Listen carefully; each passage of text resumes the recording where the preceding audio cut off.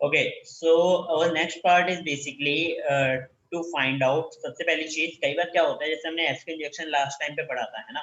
तो हाँ। SQL injections में कई बार हमें वहां पे वेब लगी हुई मिल जाती है। वेब यानी कि web application web firewall, application ठीक है? फॉरवर्ड, हाँ। तो वेब एप्लीकेशन फायरवॉल अगर हमें वहां पे मिल रही है, तो उस केस में हमारे जो नॉर्मल कमांड्स हैं, आई गेस अगर आपको याद हो, यूनियन बेस्ड जो हमने एसक्यूएल इंजेक्शन में कमांड चलाए थे, जैसे कि यूनियन सेलेक्ट हो गया, हाँ। मॉडिफाई हो गया, इंफॉर्मेशन अंडरस्कोर स्कीमा हो गया, है ना? हाँ। ये कमांड्स ना डेवलपर्स के थ्रू या वेब सिस्टम जो कॉन्फ़िगर किया जाता है उसके थ्रू इसे क्या कर दिया जाता है, निग्लेक्ट कर दिया जाता है, यानी इसे ब्लॉक कर दिए जाते हैं ये सारे कमांड्स, ठीक है? ओके। तो उस केस में फिर हमारे नॉर्मल कमांड्स रन नहीं होते हैं, समझ रहे हो? तो उसके लिए हम क्या करेंगे, सबसे पहले तो हम ये पता करेंगे कि उस सिस्टम के ऊपर वेब है कि नहीं है, ठीक है? उस पर्टिकुलर एप्लीकेशन में, उस पर्टिकुलर जो आपका वेब एप्लीकेशन है, वेब वेबसाइट एप्लीकेशन है तो है हाँ। ना? उसके अंदर हाँ। हमें पहले ये पता करना पड़ेगा वेब लगी है कि नहीं लगी है, ठीक है? तो ओके। वेब पता करने के लिए ये मैंने नया मॉड्यूल आज ही इंट्रोड्यूस किया है इसके अंदर। पहले हम्म। मैं केवल कमांड्स के थ्रू बताता था, बट स्टिल एक नई चीज आपको आज ही मिलेगी। कहाँ गया हमारा वेब डिटेक्शन, ठीक है? तो वेब डिटेक्शन होता क्या है, पहले ये समझ लेते हैं। WAF, it is a technique to provide an extra security layer over the web application via the configuration of the web application firewall, that is a WAF, that is called web application firewall, right? Okay. Okay. एक technique है जिसके through हम क्या करते हैं, एक extra security layer add करते हैं किसके ऊपर, वेब एप्लीकेशन के ऊपर, जिसकी एप्लीकेशन। कॉन्फ़िगरेशन के लिए हम क्या करते हैं, वेब को कॉन्फ़िगर करते हैं, ठीक है? ओके।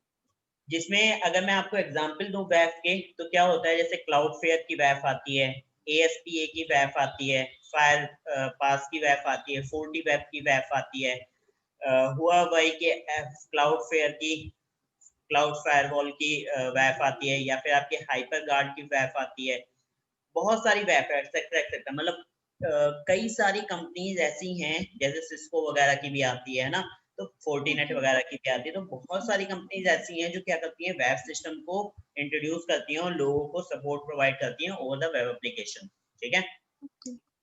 तो इसके लिए हमें अगर हमें पता करना है कि वेब लगी है कि नहीं लगी है, तो firstly we need to find out, या वी नीड अ मशीन जिसके तो हम उसको पता कर पाए, ठीक है? तो उसके लिए हम जो मशीन यूज करेंगे, पहला तो हमारे पास काली होनी चाहिए, एज यू नो, चेक करने के लिए, है ना? दूसरा हमारे पास वेब एप्लीकेशन होना चाहिए कोई सा, जिसके ऊपर हम चेक कर सकें। तो वेब एप्लीकेशन लाइक हम कोई भी लाइव साइट उठा सकते हैं, या फिर हम किसी भी तरीके की कोई एक जो अपने लोकल लाइक डीवीडब्ल्यू है वो उसको भी सिलेक्ट कर सकते हैं, है ना? ठीक है। यस। ओके, इसके लिए जो टूल हम यूज करने वाले हैं, टूल हम यूज करेंगे, एक तो टूल है आपका वेफ W00F, एक तो ये टूल हमारे पास है जो काली का टूल है। दूसरा है आपका एनमैप टूल, जो एनमैप आप देखते हुए आ रहे हो। हाँ, अब हमने आपको याद देखा है। होगा, एनमैप में जो हमने स्टार्टिंग में किया था, तो हमने कमांड्स देखे थे, याद है? तब यस। एक बहुत वर्ड आ रहा था, that is scripting, bar bar word आता था, स्क्रिप्टिंग स्क्रिप्टिंग, है ना? हाँ। तो इसके अंदर जो एनएससी की स्क्रिप्ट्स हैं, जो ऑलरेडी, यानी कि एनमैप सर्च इंजन की जो स्क्रिप्ट्स इनबिल्ट हैं, उनमें से कुछ स्क्रिप्ट ऐसी हैं जिनको हम चला के पता कर सकते हैं कि आपके सिस्टम के उस पर्टिकुलर वेब एप्लीकेशन के अंदर वेब यानी कि वेब एप्लीकेशन फायरवॉल है या नहीं है, कोई एक्स्ट्रा सिक्योरिटी लेयर ऐड है या नहीं है, ठीक है? ओके। तो थोड़ा सा एडवांस कर रहे हैं एनमैप का, ठीक? तो सबसे पहले एक एक टूल से पता करते हैं। पहला टूल है हमारा जो है वेब W00F, ठीक है? ये जीरो है, ओ नहीं है, ठीक है? ओके। इसमें क्या है, सबसे पहले वेब is a popular Python program that takes guesswork of fingerprinting a website firewall of your hands। एक तरीके का पाइथन बेस्ड टूल है ये, जिसका हम यूज ओके। करते हैं, प्रोग्राम बोल सकते हो, टूल बोल सकते हो, जिसके थ्रू हम क्या पता करते हैं, आपकी वेबसाइट की फिंगरप्रिंटिंग गैस के थ्रू, यानी गैसिंग प्रोसीजर करता है, जिसमें फिंगरप्रिंटिंग के थ्रू हम पता करते हैं वहां पे फायरवॉल है या नहीं है, ठीक है? Based okay. On the responses to a series of carefully crafted web request, WAF can determine the underlying firewall used by a service that is probes। तो यहाँ पे क्या होता है कि हम जो प्रोब होते हैं ना, पिंग प्रोब, आपको ध्यान होगा लास्ट टाइम पे जब हमने nmap यूज किया था, तो उसके अंदर कई बार क्या होता है कि हमें पिंग प्रोब कमांड यूज करना पड़ता है बियॉन्ड आईडीएस चेक करने के लिए, है ना? हाँ। तो वही चीज है, ये उसी को चेक करके बताता है, ठीक है? अगर पिन प्रोब मिल रहा है, तो ये बताएगा अगर प्रोब सिस्टम्स है वहां पे एक्टिवेट, तो ये उसके बेसिस पे फाइंड आउट करेगा कि प्रोब कौन सा है, ठीक है। ठीक है। It is use to identify the वेब ओवर द वेब एप्लीकेशन। इसका यूज करते हैं वेब को आइडेंटिफाई करने के लिए वेब एप्लीकेशन के ऊपर, ठीक है। तो कैसे करना है, इसके लिए मैं अपनी एक अनदर मशीन को स्टार्ट कर लेता हूँ। Just wait a minute.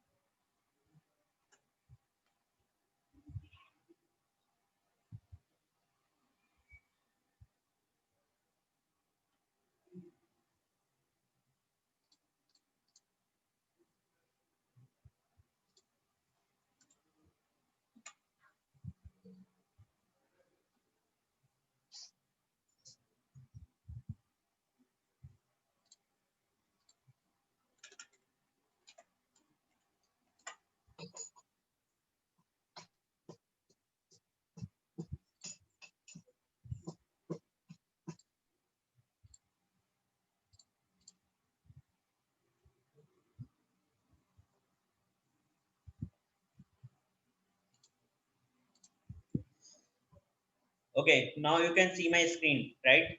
Yes. Great. So यहाँ पे क्या है, हमने जो अपनी मशीन यूज करी है दैट इज काली, ठीक है। काली 2020.3 मशीन जो हम यूज कर रहे हैं फॉर द स्कैनिंग मोड के लिए यहाँ पे, ठीक है। Yes. आपको करना क्या है, सबसे पहले जो हमारे पास टूल है दैट इज वेब W00F, तो इसको हम डाउनलोड करेंगे कहाँ से, गिटहब से, GitHub. ठीक है। Hmm. So just open the GitHub first, Firefox ले लेते हैं एंड हम यहाँ पे लिखेंगे वेब W00F, मैं इतने ही काफी, एंटर करोगे, Hmm. ये आपको ओपन करके देगा सबसे पहला लिंक गिटहब का, ठीक है। Enable security, just Okay. Open this link. यहाँ पे आपको इसके पूरे, इसका जो रूल सेट है कैसे यूज करते हैं वो सारी चीजें पता चल जाएंगी, ठीक है। हम यहाँ Okay. से कोड पे जाके इसको कॉपी कर लेते हैं लिंक को। आपने शायद गिटहब से कोई ना कोई कोड तो इनबिल्ट किया ही हाँ होगा यहाँ, है ना। हाँ, तो डुप्लीकेट कर इनबिल्ट करने लेते का हैं। तरीका होता है गिट क्लोन, और आपने जो लिंक कॉपी किया है जस्ट यहाँ पे पेस्ट कर दो, प्रेस करोगे एंटर, ये इंस्टॉल कर देगा, है ना, Yes. डाउनलोड कर हाँ. देगा आपका, ठीक है। मेरे पास ऑलरेडी डाउनलोडेड है तो मैं यहाँ पे यूज नहीं कर रहा, मैं सीधे यहाँ पे स्विच करता हूँ CD वेब्स, ठीक है, ठीक है. एंटर। नाउ उसके बाद आपको क्या करना है, यहाँ पे आपको कुछ फाइल्स मिलती हैं, तो आप एक कमांड यहाँ पे चला लेना, chmod, ठीक है, 777 अच्छा, और एग्जीक्यूटेबल बनाना है. सो हम इसे रीड राइट एंड एग्जीक्यूटेबल तीनों परमिशन हाँ. दे रहे हैं सारी फाइल्स को। आप चाहो तो सारी फाइल्स को मत दो, बट समटाइम्स क्या होता है कि किसी ना किसी अनदर फाइल से कुछ सेटअप्स उठा रहा होता है ना, तो ठीक. इसीलिए मैंने तीनों को दे दिया है यहाँ पे, हर फाइल को, ठीक है, तीनों की ठीक है. परमिशन। नाउ हम्म. उसके बाद आपको करना क्या है, सीधे एक, अगर आपके वेब जब आप डाउनलोड करते हो तो ये ऑटोमेटिकली इंस्टॉल भी हो जाता है। समटाइम्स अगर इंस्टॉल नहीं हुआ है आपके सिस्टम में तो आप उस केस में कमांड चला सकते हो, पाइथन सेटअप डॉट सेटअप पी1. इंस्टॉल, ठीक है। तो आप इसको चलाओगे तो ये आपके सिस्टम में क्या करेगा, इंस्टॉल कर देगा, वेब की जितनी भी रिक्वायरमेंट्स है सब डाल देगा, ठीक है। ठीक है. बट बाय डिफॉल्ट इसके अंदर कॉन्फ़िगर है तो मैं यूज करता हूँ वेब, ऑलरेडी मैं चला चुका हूँ ये कमांड, वेब -l, ठीक है, ओके. एंटर किया मैंने। तो now you can see here there are multiple WAFs, यहाँ पे देखो ये जो पूरी लिस्ट है ना, ये किसकी है, वेब नेम्स, ठीक है, एंड वेंडर्स. मैन्युफैक्चरर। तो आप हम्म. यहाँ पे देखोगे तो नाम आपको दिखा रहा है, सिस्को ने डिजाइन कर रखी है ना, अलग अलग हाँ. कंपनीज की। और रेडवेयर, हमने याद, अगर आपको याद हो तो हमने रेडवेयर की लास्ट टाइम पे वीडियोस देखी थी वेब के लिए, है ना। तो ऐप कॉल यस. बनाता है ये, ठीक है। आप Amazon की देख सकते हो, AWS इलास्टिक लोड बैलेंसर के नाम से आती है, ठीक है। यहाँ पे आप देखोगे तो क्लाउड फेयर की मिल जाएगी, देख रहे क्लाउड फेयर, क्लाउड फेयर हाँ. DNS, क्लाउड फ्लोर हाँ. भी है, क्लाउड फेयर भी है, दो हैं, Yes. है ना। क्लाउड हम्म. फ्रंट भी है यहाँ पे, Amazon की है क्लाउड फ्रंट, ठीक है। तो अलग अलग देखो, 40 वेब इसकी है, 40 नेट की है, हम्म. ठीक है। तो अलग अलग कंपनीज की अलग अलग वेब हैं जो इस टूल के अंदर क्या है, ऑटोमेटिकली पहले से कॉन्फ़िगर करी गई है चेक करने के लिए, ठीक है। ओके. इसको यूज करने का सिंपल सा तरीका है, आपको यूज करना है वेब जो उसका कमांड है पूरा लिख दो। अगर आपको नहीं पता क्या क्या चीजें यूज करनी है तो you can use -h for help, right. तो ये आपको कमांड बता देगा कि आप क्या क्या चीजें यहाँ पे यूज कर सकते हो इसके अंदर, ठीक है। सो जैसे आप वर्बोसिटी भी चेक कर सकते हो -v लगा के, है ना, you know very well what is verbosity. Help लिख सकते हो, हेल्प तो हमने यूज ही किया है। फाइंड ऑल यानी find all WAFs which match the signatures के बेसिस पे जो इसको वो मिल रही है, क्या कहते हैं, वेब मिल रही है, वो सारी बता देगा, ठीक है। अलग अलग आउटपुट सेव करना है, इनपुट देना है, कुछ लिस्ट देखनी है तो हमने लिस्ट अभी देखी थी, है ना। प्रॉक्सी सेट करनी है या फिर वर्जन चेक करना है, तो अगर आपको जैसे इसका वर्जन चेक करना है तो आप -V एंटर करोगे, ये आपको वर्जन बता देगा कौन सा है आपका। V2 है ना, V2 1.0 BSD COS लाइसेंस, ठीक। ओके, सो अब ट्राई करके देखें कैसे करते हैं, ठीक है। तो मैंने यहाँ पे लगाया wef w00f एंड कोई भी आपको डोमेन देना है, तो डोमेन के तौर पे http क्या लोगे क्या, https:// मैं यहाँ पे देता हूँ www.gwgle.com, ठीक है। Okay. Now press enter. So it is going to scan generate detection result. Let's try कुछ मिलता है कि नहीं। देखो क्या मिला, नो वैप detected by the generic detection. Generic detection की हेल्प से इसे कोई भी यहाँ पे वैप नहीं मिली है, ठीक है। ओके। ओके, अगर इसे जेनेरिक डिटेक्शन की हेल्प से नहीं मिली है तो हम इसमें क्या कर सकते हैं, just give me a minute. Okay.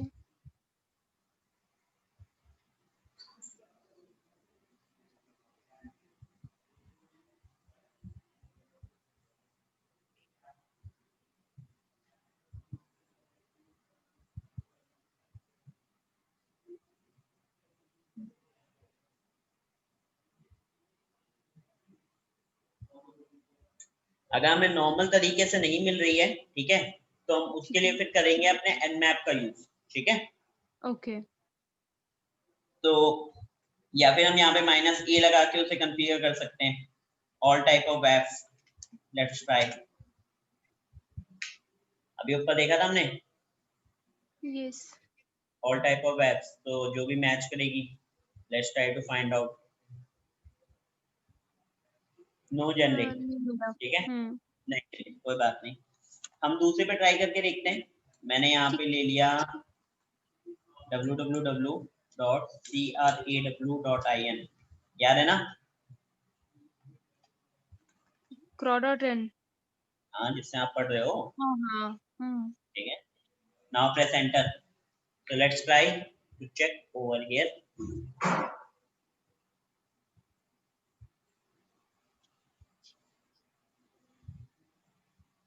Something went wrong.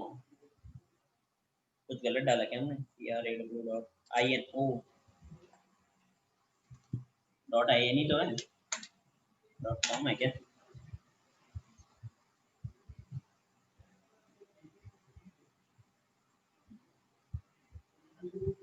Okay, HTTP के साथ चेक करते हैं .in।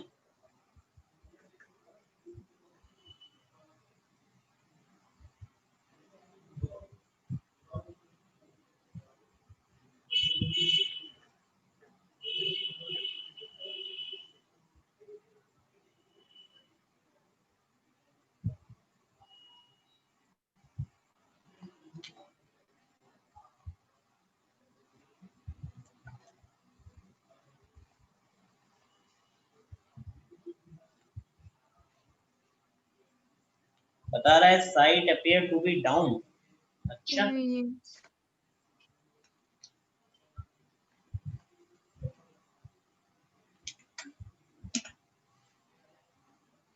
नो वैक्स किसे मिलेगी हमें?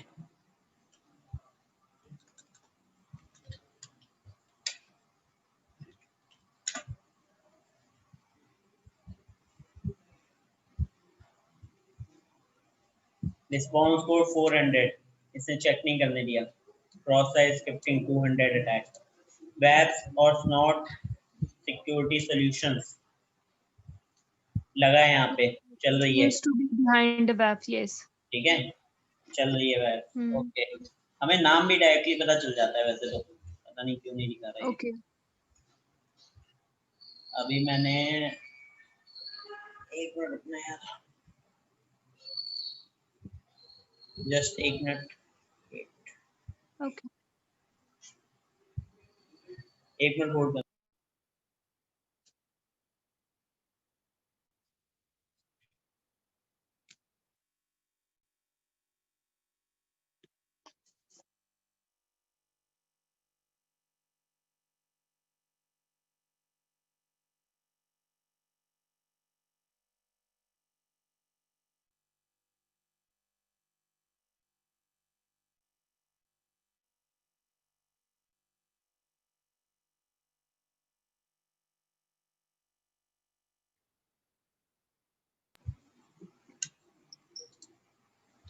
ओके, www कोई और बताना, लाइक क्रॉस सिक्योरिटी कर लीजिए।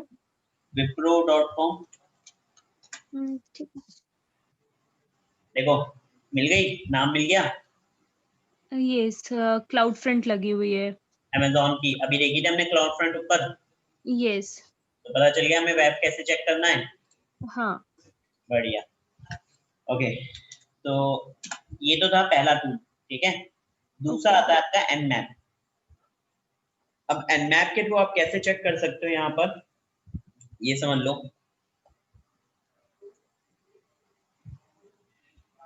तो nmap के थ्रू सबसे पहले तो मुझे पता करना पड़ेगा कि उसके अंदर पोर्ट ओपन है कि नहीं है। तो I am just going to check -p port number 80 इसी पे लगा होगा या फिर 443 पे होगा, या 443 पे होगा। यस। राइट।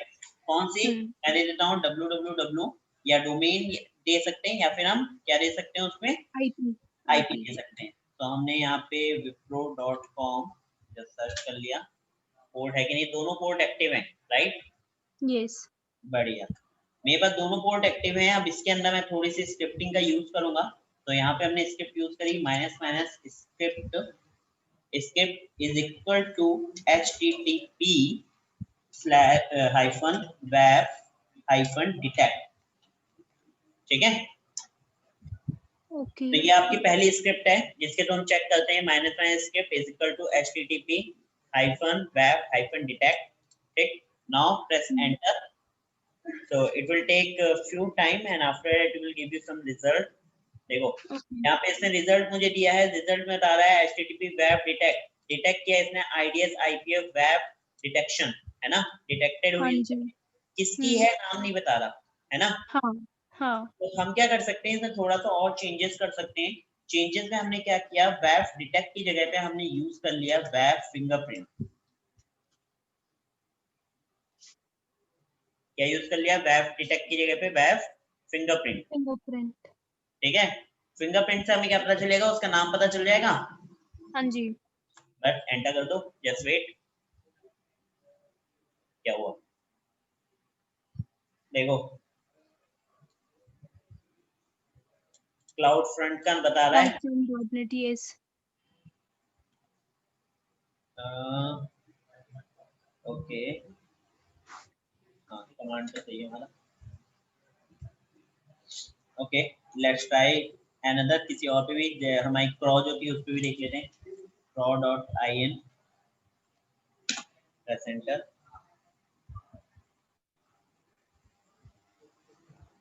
देखो इस पे हमने डिटेक्ट करी craw.in भी, तो हमें वेब बता रहा है फिंगरप्रिंट डिटेक्टेड किसकी है, क्लाउडफ्लेयर की है। पता चल गया। हाँ। ग्रेट। सो ये तरीका होता है कि आप सबसे पहले चेक करते हो कि उसके ऊपर वेब लगी है कि नहीं लगी है, ठीक है। क्लियर है ना, क्लियर है। बढ़िया, इसके नोट्स में दे दूंगा। चलो नेक्स्ट उस पे चलते हैं। क्या?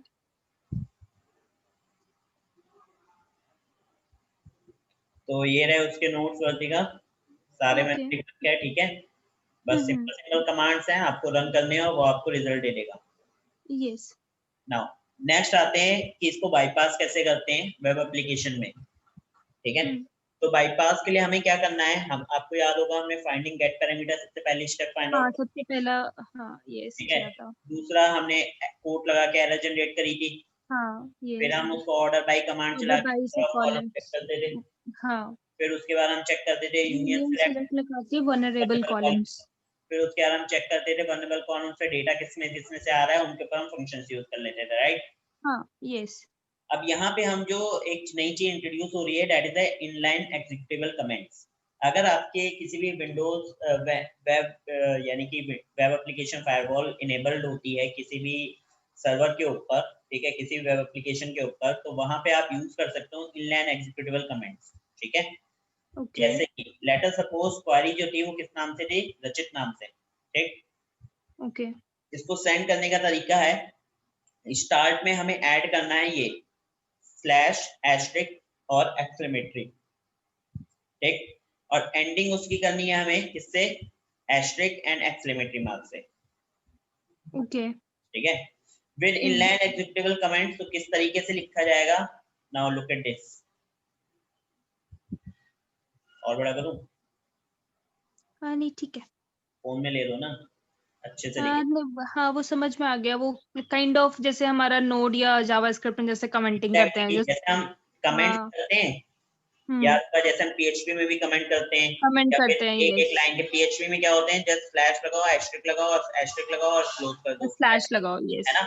वैसे यहाँ हाँ, पे क्या है, लाइन एक्जीक्यूटिव कमेंट्स के लिए बस हमने एक एक्सक्लेमेटरी मार्क को और ऐड कर एक्सक्लेमेशन दिया है। मार्क एक्स्ट्रा हो गया है बस, हाँ, हाँ। अब देखो यहाँ पे काम कैसे करेगा ये समझ लो। काम इस हुँ, तरीके से करेगा कि वेब पहले चेक करेगी इस कोड को, ठीक ठीक है। है। जब हुँ, देखेगी कि ये तो कमेंट जा रहा है तो वो उसे क्या करेगी, बाईपास कर देगी, हाँ, पास हो जाएगा वहां से, है ना।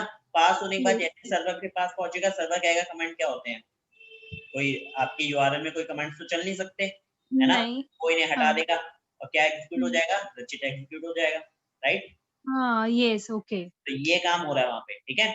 अब कई बार क्या हुँ, होता है कि इनलाइन एग्जीक्यूटेबल कमेंट्स, हो सकता है बंदे ने इसको भी लगा रखा हो किसके ऊपर, पास ना बाय करे। वो उसमें आपका रूल बना रखा हो कि ये भी नहीं होना चाहिए। एग्जैक्टली हो सकता है जब हुँ, जब हम पास करा सकते हैं, बाईपास करने के लिए ट्राई कर सकते हैं, तो जिसने सिक्योरिटी लगाई होगी उसे नॉलेज नहीं होगी कि बंदा ये भी यूज कर सकता हाँ, है ना। तो हम उस यस, केस में changing of case sensitive thing का यूज कर लेते हैं। ओके, मतलब जैसे हमने यूनियन सेलेक्ट नॉर्मल लिखते हैं ना, हाँ, नॉर्मल ना लिख के उसे इस तरीके से लिख देंगे, लाइक एन कैप्स में कर देंगे, ओ कैप्स में कर देंगे, या यू कैप्स में कर दो। इट हुँ, इज हुँ, complete depending on your hit and trial method, है ना, कैसे हाँ, आप करते हो। Okay, there is no rocket science, just simple hit and trial method कि आप किस हाँ। तरीके से उसको सेंड लिख के सेंड कर रहे हो, ठीक है। अच्छा, तो तो वो एग्ज़ैक्ट मैच नहीं करेगा उनके रूल से। एग्जैक्टली हाँ, एग्जैक्टली समझ गए ना, हाँ, है ना। तो यहाँ पे हमने क्या किया है, इनलाइन एग्जीक्यूटिव कमेंट्स के लिए यूनियन जो था उसको हमने कुछ इस तरीके से लिख दिया। पहले तो हमने केस सेंसिटिव भी हटा दिया, चेंजेस ऑफ केस सेंसिटिव, और दूसरा हमने क्या किया, उसे इनलाइन एग्जीक्यूटिव कमेंट भी बना दिया, यस, ठीक है। ठीक तो है। अगर एक ने हुँ, चेक किया, ये हट गया, तो हो सकता है ये रन कर जाए अंदर वाला, है ना। हुँ, और यस, अगर ये भी नहीं किया तो हम यू को छोटा बना के कॉम्बिनेशन है, नंबर ऑफ कॉम्बिनेशन हम वहां पे डाल सकते हैं, है ना, कोई तो हुँ, कॉम्बिनेशन हो सकता है डेवलपर ने छोड़ दिया हो, यस, है ना। तो हुँ, सिलेक्ट को भी इसी तरीके से। तो ये कब काम करता है ये समझ लो, ये बेसिकली अगर आप इस तरीके का केस सेंसिटिव वाला यूज करते हो, ठीक है, तो ये डेटाबेस के जो 6 से नीचे वाले वर्जन है ना उस पर बहुत अच्छे से चलता है। उसके ऊपर अच्छा, डिपेंड करता है कि उसमें अगर डेसिमल नोटेशंस हैं वर्जन्स के साथ, तो हम डेसिमल नोटेशंस को हटा के ट्राई कर लेते हैं फिर, ठीक है। ओके, मतलब अगर 6 लेस देन 6 वर्जन से नीचे का कोई डेटाबेस चल रहा है उसके ऊपर, तब तो हम इजीली इसको ट्राई कर सकते हैं इस तरीके से। ओके, लेकिन हुँ, अगर उससे ज्यादा का है तो उस केस में हमें प्रॉब्लम क्रिएट हो सकती है, तो हम क्या करेंगे, वहां पे डेसिमल नोटेशंस होती हैं, तो हम डेसिमल नोटेशन लाइक जैसे कि वर्जन ये मिला हमें, लेट अस सपोज, तो हम इस ठीक है, वर्जन में से डॉट डॉट को हटा देंगे और क्या लिख देंगे, डायरेक्टली नंबर लिख देंगे। ओके, जैसे कि सपोज को मुझे मिला 5.12.73, तो हम क्या ये करेंगे, वर्ज़न मिला, 5.273 डायरेक्टली लिख देंगे, ठीक है। ओके, नाउ क्वेरी कैसे जाएगी ये समझ लो। So for finding out the inline comments can work और not, we have to put the database version with the union select, like किस तरीके से, इतना याद है, हाँ, कोट लगा के एरर लगाई, ठीक है, हाँ एरर हो गई। यूनियन देन उसके सेलेक्ट बाद के लिए कमेंटिंग। हमने इस तरीके से पास किया, inline executive comment plus changing of case sensitive plus आपका बाईपास, किसे, by the decimal notation, removing of decimal notation in versions, ठीक है। ओके। तो जैसे हमने यूनियन लिखा वैसे हम सिलेक्ट भी लिख देंगे, हाँ 1,2 तो ये क्या करेगा, पास कर देगा उसे, ठीक है। ठीक है। ठीक है। फिर सेम तरीका हम अपनाएंगे, अब उसकी जगह पे हम डेटाबेस एंड वर्जन्स यूज कर सकते हैं, ठीक है, पता करने के 1 और 2 अगर वर्नेबल है तो। सेम तरीका हो सकता है information underscore schema dot tables जो है या डॉट कॉलम जो है, बेसिकली इंफॉर्मेशन अंडरस्कोर स्कीमा लोग यूज करते हैं, दे नो वेरी वेल। तो उस केस में वो क्या करेगा, उसे हो सकता है ब्लॉक करके रखा हो उसने, हाँ तो हम उसे भी चेंज कर सकते हैं, है ना। कैसे, inline executive commands plus changing of case sensitive भी बना सकते थे, और अपना हम्म। decimal notations removed from the versions, right, database version, clear now। Yes. Same तरीका हमने देखो कॉलम पे भी ट्राई किया, ठीक है, हो सकता है टेबल नेम बनकर रखा हो, तो हम हाँ इसमें ट्राई कर लेंगे, राइट। यस। तो this is the group concat, हो सकता है ग्रुप कॉन्कैट पे बनकर रखा हो, तो वी कैन ट्राई हाँ over group concat also, yes. ठीक। So this is called the bypass of WAFs, ठीक है। तो जब ठीक आप है। WPT करते हो कंप्लीट, तो उसके अंदर आपको इसका प्रैक्टिकल पार्ट मिलता है। यहाँ पे मैंने प्रैक्टिकल ना करके यहाँ पे केवल क्वेरीज लिखी है, ताकि आपको समझ में आ जाए कि कैसे हो रहा है, यस। ठीक है। तो आई होप ठीक आपको है। एक आइडिया तो लग ही गया होगा। फॉर द हाँ। प्रैक्टिकल पार्ट मैं आपको एक आइडिया दे देता हूँ। DBWA मैंने आपको दिया था, उसके अंदर लो सिक्योरिटी पे हम चेक कर रहे थे, यस। आप मीडियम सिक्योरिटी पे चेक कर लेना बस, ठीक है। ठीक है। हम्म। नाउ नेक्स्ट है हमारे पास ब्लाइंड बेस एसक्यू इंजेक्शन, ठीक है। ब्लाइंड बेस एसक्यू ठीक है। इंजेक्शन क्या होता है? Blind base SQ injection is a type of attack vector of SQL injection which does not give us any SQL syntax error but can be possible done। मतलब यहाँ पे हमें किसी भी टाइप के SQL syntax error तो नहीं मिलती है, बट हम इसे ट्राई कर सकते हैं, परफॉर्म हो सकता है। If there some data is in the web application, it will show the data, else it will reload the same page।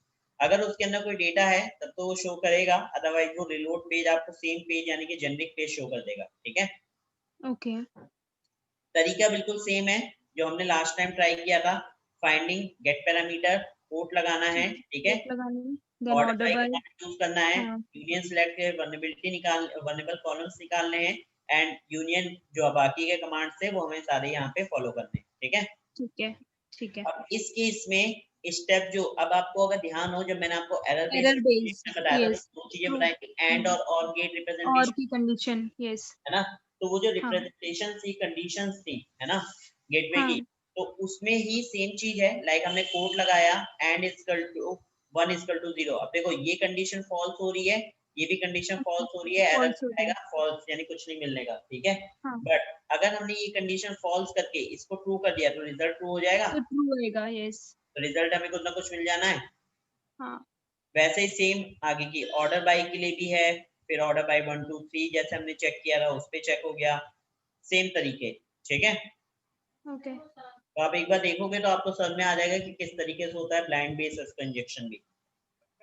ठीक है। There is no rocket science, बस क्या करना है वहां पे, अगर हमें एरर नहीं मिल रही है तो हम यूज कर सकते हैं। आप इसको परफॉर्म करने के लिए आप DBWA में आपके पास ऑप्शन है ब्लाइंड बेस इंजेक्शन का, ओके। ठीक है, तो आप वहां पे इसको ट्राई कर सकते हो, ठीक है। ठीक है। ओके। दिखा देता हूँ कहाँ पे है।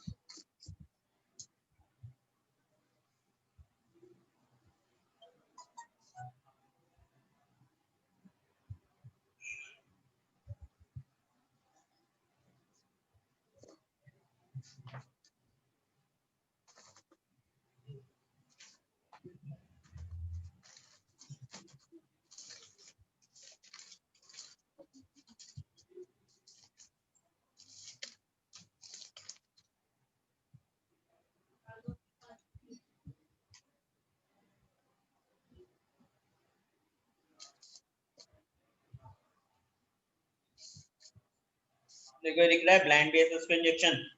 यस। तो सबसे पहले तो जाके सिक्योरिटी चेक कर लेना, अपनी इम्पॉसिबल सेट है, लो ले लेना, सबमिट करोगे, उसके बाद जाओगे ब्लाइंड बेस इंजेक्शन पे। Now just press the one submit, right. ऊपर देखो सबमिट आया, ID is exist in the database, है ना। मैंने यहाँ यस। पे लगाया कोड, हाँ। ठीक है, code and is equal to 1 is equal to 0, right, yes. Minus minus plus enter. देखो ID is missing in the database, ठीक है, हाँ। दोनों कंडीशन फॉल्स हो गई। अब यहाँ पे लगा दो 1 एंटर, 1। आईडी एग्जिस्ट, ठीक है। यस।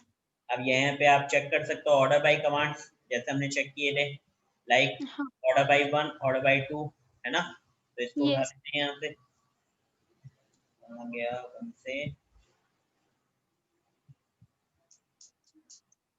ऑर्डर बाय 1, दिख रही है ना कमांड ऊपर, हाँ। Equal to 0 order by 1 enter, ID is missing, condition false हो गई, राइट। हाँ। मैं यहाँ पे 1 इज इक्वल टू, कहाँ गया हमारा order by 1 is equal to 1 कर देता हूँ, ठीक है, एंटर किया, आईडी एग्जिस्ट। अब आईडी किस पे चेक किया, 1 पे किया ना हमने, order by 1, order by 1। Order yes. By 2 पे चेक कर लो इसी को, हाँ। आईडी अवेलेबल, ऑर्डर बाय 3 पे चेक कर लेते हैं, एंटर, आईडी मिसिंग, बताने लगा 1 इक्वल टू 1 पे आईडी मिसिंग, तो यानी पता चल हाँ। गया कितने कॉलम है, हाँ 2। 2 ही कॉलम है, बाकी ये अब आप आगे यूनियन सेलेक्ट लगा के चेक कर लो, यस। है ना। हाँ। समझ में आ हाँ। गया, हाँ आ गया। बढ़िया। तो ये था आपका ब्लाइंड बेसिस इंजेक्शन। हमने वेब देखी सबसे पहले कि वेब कैसे ट्राई करते हैं, वेब को कैसे बाईपास करते हैं, फिर हमने हाँ। ब्लाइंड बेसिस इंजेक्शन को किया, एंड अब उसके बाद हम करेंगे time basis injection. This is the last injection method, ठीक है। ओके। अब आपको अगर याद हो वर्तिका, जब हमने एसक्यूएल मैप चला रहे थे तो उसके अंदर बुलियन बेस ब्लाइंड बेस आया था, याद है। हाँ। क्वेरी, तो ये देखो ये रहा Boolean base blind base injection, ठीक है। यस। उसके अंदर यूनियन बेस आया था, तो हाँ। यूनियन बेस हम कर चुके हैं, एरर बेस आया था, एरर बेस हम कर चुके हैं, एरर बेस कर है ना। चुके हैं। उसके बाद आया था टाइम बेस, टाइम चौथा, बेस। है ना। हमने एक स्टैक बेस भी बीच में किया है, बट यहाँ वहां पे उसने टाइम बेस चेक किया था। तो टाइम हाँ। बेस कैसे चलता है वहां पे मैंने आपको शायद कॉन्फ़िगर किया था, बोल के बताया था, स्लीप क्वेरी वर्क कर रही है। होप तो आपको नहीं याद होगा, कोई बात नहीं, आप देखोगे ना, वीडियो देखना दोबारा से याद आ जाएगा, ठीक है, या खुद से करके देखोगे ना तो वहां पे लिखा हुआ आ जाएगा स्लीप क्वेरी, ओके। ठीक है। तो उससे मुझे पता चल जाएगा कि वहां पे स्लीप चल रहा था। अब वहां पे जो एग्जीक्यूट हो गया था वो डायरेक्टली, राइट, बट हाँ। स्लीप क्वेरी काम कैसे करती है, क्या चीज उसने चलाया जिसके बेस पे उसे पता चला कि यहाँ पे डेटाबेस है कि नहीं है और कौन सा है ना। हमें ये भी तो पता चलना चाहिए जो उसका यस। मैनुअल, यानी कि इसके एल्गो क्या है पीछे की, हाँ। है ना, क्योंकि हमने सारे एसक्यूएल इंजेक्शन की एल्गोस पढ़ी हैं, सबके यस। हमने मैनुअल बेस देखे, तो टाइम का भी हाँ। देख लेते हैं, इसको भी छोड़ दें। So time-based SQL injection is a subcategory of line-based SQL injection in which when we input a query file, explain, analyze doesn't return the result of the query. It does return metadata about the query. ये क्या करता है, जो actual result होता है ना वो नहीं देता, लेकिन मेटा डेटा की हेल्प से हमें ये बता देता है कि यहाँ पे डेटाबेस वर्क करेगा या नहीं करेगा और यहाँ पे कौन कौन से डेटाबेस हैं, ठीक है। Okay. It means how long it takes the query to execute and return back the metadata. ये चेक करता है कि क्वेरी कितने टाइम में कैसे चल रही है, जिसके बेस पे कितना टाइम ले रही है एग्जीक्यूट होने में, ठीक है, कितना टाइम। स्लीप क्वेरी अगर आपने पाइथन पढ़ी है तो आपको पता होगा स्लीप फंक्शन क्या काम करता है। हाँ बेसिकली हम जब भी कोई लेट्स से हमने एक कमांड रन करी, हम थोड़ा उसको कुछ सेकंड का ब्रेक देना चाहते हैं, एग्जैक्टली, नेक्स्ट स्टॉप उसके कराना लिए। चाहते हैं, हम चाहते हैं 5 सेकंड 10 सेकंड बाद आपका रिजल्ट आए, तो हम वहां हाँ। पे स्लीप क्वेरी यूज करते हैं। बिल्कुल यस। वही चीज है, हमें यहाँ पे स्लीप फंक्शन यूज करना है, ठीक है। हम्म। They are often used to extract the data when there are no other way to retrieve the data from the database while executing a query in the database, which creates a time delay if query is right, depending on the time it takes to get the server response. कई बार क्या होता है कि हम हर चीज try कर लेते हैं और हमें रिजल्ट नहीं मिल रहा होता, है ना। या फिर Yes. कई बार ऐसा होता है कि हमने ट्राई करने गए और मुझे पता है कि यार यहाँ पे ये भी ट्राई करूं, वो भी ट्राई करूं, है ना, ब्लाइंड भी ट्राई करूं, एरर भी ट्राई करूं, यूनियन भी ट्राई करूं। उससे बेटर है कि मैं एक कमांड चला के स्टार्टिंग में ही स्लीप वाला, है ना, टाइम बेस का, ये चेक कर लूं सबसे पहले कि यहाँ पे डेटाबेस है भी कि नहीं है। पता चले हम यहाँ पे चेक करते हैं, नॉर्मली आपके आईडीज तो कहीं भी किसी भी डेटाबेस में सेट हो सकती है ना, किसी भी वेबसाइट में। लाइक अगर मैंने एक जावास्क्रिप्ट की इमेजेस भी सेट करी हैं तो उसमें भी आईडी सेट कर सकता हूँ मैं, है ना। लेकिन हम ये कैसे पता करेंगे पीछे से बैकएंड से हो रही है कि नहीं, तो उसके लिए हम टाइम बेस्ड एसक्यूएल इंजेक्शन का भी यूज कर सकते हैं, ठीक है। Okay. As you guess, this type of inference approach is particularly useful for a blind based attack. It basically used by using query which result to delay of response, ठीक है। Time base पे काम करता है, जितना time लगेगा उसके base पे हमें आइडेंटिफाई हो जाएगा कि यहाँ पे चल रही है या नहीं चल रही है, ठीक। तो डेमोन्स्ट्रेशन के लिए टेस्ट पीएचपी वाली वेबसाइट याद है? हाँ, टेस्ट पीएचपी वाले जिस पे कैटेगरी वाला हम चेक कर बिल्कुल, बस उसी को लेना है हमें। हमने यहाँ पे स्लीप फंक्शन यूज करना है। Using by sleep function command will which will delay the response of for some time. तो वनेबल गेट मेथड जो हमारे पास था, कैट इक्वल टू 2 हमने यूज किया। स्टेप्स में हमने finding the get parameter, get method, using sleep query as किस तरीके से यूज करनी है देखो। अब ये याद होगा, कैट इक्वल टू 1 हमें मिल रहा था। हाँ, हमने एंड लगाना है, एंड के साथ हमें यहाँ पे कमांड पास करना है, क्वेरी देनी है, सिलेक्ट स्लीप 10, 10 क्या है 10 सेकेंड, सेकंड्स, यस। ठीक है, from dual where database like percentage. अब देखो किसी ना किसी डेटाबेस पे तो चलेगी ना, हाँ, तो हमने यहाँ पे लगाया है फ्रॉम डुअल वेयर डेटाबेस। इसके अंदर जो डेटाबेस है, या तो हमें डेटाबेस का नाम पता हो तो हम लाइक डेटाबेस लिख सकते हैं पूरा नाम, ठीक है। अगर हमें डेटाबेस का नाम नहीं पता है तो हम यहाँ पे केवल परसेंटेज दे सकते हैं। तो ये क्या करेगा, जो भी डेटाबेस के अंदर ये आपका particular cat equal to 1 available है, उसके अंदर इस क्वेरी को चला देगा, यस। ठीक है। अदरवाइज अगर हमें थोड़ा सा भी आइडिया है कि डेटाबेस किस नाम से हो सकता है, तो हम लाइक करके देन परसेंटेज हाँ, लिखेंगे तो आगे कंप्लीट कर देगा। या फिर अगर हमें पूरा पता है तो हम पूरा नाम लिख सकते हैं, यस। ठीक है। तो मैं इस क्वेरी को एग्जीक्यूट करा के देखते हैं, यहीं से कॉपी मान लेते हैं। तो cat is equal to 2, image आ रही है, हाँ, बढ़िया। And select sleep 10 where from dual where database like fquad, ठीक है। just copy it and paste here, बढ़िया। तो काउंट करना 10 सेकंड बाद रिजल्ट आएगा, ठीक है। ओके। मैंने प्रेस किया एंटर, 1 2 3 4 5 6 7 8 9 और 10 हुआ, चला। हाँ जी। एग्जीक्यूट कितनी देर बाद हुआ, 10 सेकंड बाद हुआ। हाँ, 10 सेकंड बाद ही। अब यहाँ पे आप चाहो तो बढ़ा दो इसका टाइम, अगर और देखना है तो। लाइक मैंने यहाँ पे स्लीप के अंदर 10 की जगह 20 दे दिया, ठीक है। नाउ जस्ट रन, 1 2 3 4 5 6 7 8 9 10 11 12 13 14 15 16 17 18 19 और 20 आ गया result. Yes.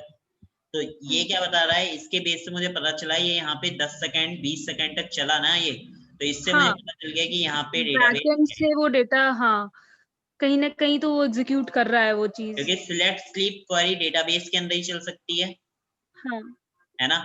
Where database like अगर डेटाबेस है क्वाड तभी चलेगा, है ना। हाँ, तो इसलिए मुझे मिल गया यहाँ पे कि ये इस नाम का डेटाबेस है, ठीक है। Yes. Same as it is हम आगे के लिए ट्राई करेंगे। लाइक जैसे कि हमें टेबल नेम निकालना है, तो स्लेट 10 क्या, from information dot schema dot tables where table name like user. Like user देखो यहाँ पे टेबल अलग अलग नाम से हो सकती है, हो सकता है टेबल का नाम यूएसआर हो सकता है टेबल का नाम यूएसईआर हो सकता है टेबल का नाम यूएसईआर एस हो, एंड में लगा यूजर्स नाम की टेबल हो, है ना। या हो सकता है यूजर्स नेम नाम की टेबल हो, है ना, तो अलग अलग, तो हमें कंप्लीटली नहीं पता तो हम क्या करते हैं यूएस लाइक लिख के हाँ परसेंटेज लगा दिया कि उसकी ये तरह से अगर मिले तो इसके अंदर से फाइंड आउट कर लेना। ठीक है। ठीक है, सेम एज इट इज हम कॉलम के लिए भी कर देंगे। ठीक, इसके अंदर कॉलम्स है कि नहीं, क्लियर है? Okay yes. So this is all about how to check a particular क्या कहते हैं आपका टाइम बेस्ड इंजेक्शन किस तरीके से काम करता है। ठीक है, एक मिनट रुकना वर्तिका। ठीक है।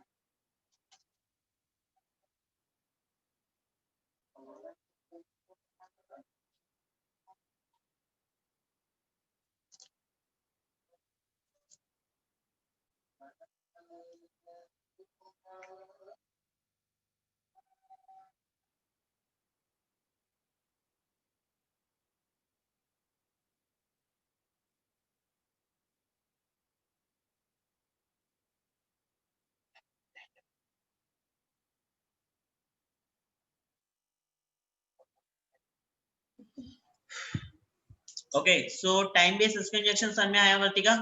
हाँ आ गया। बढ़िया। सो लास्ट में हमारे पास कुछ टास्क हैं जो आपको करने हैं। सबसे पहला है तो आपको पीओसी बनानी है ब्लाइंड बेस्ड इंजेक्शन पे। ओके। ठीक है, और मैंने आपको वेब बताए अभी।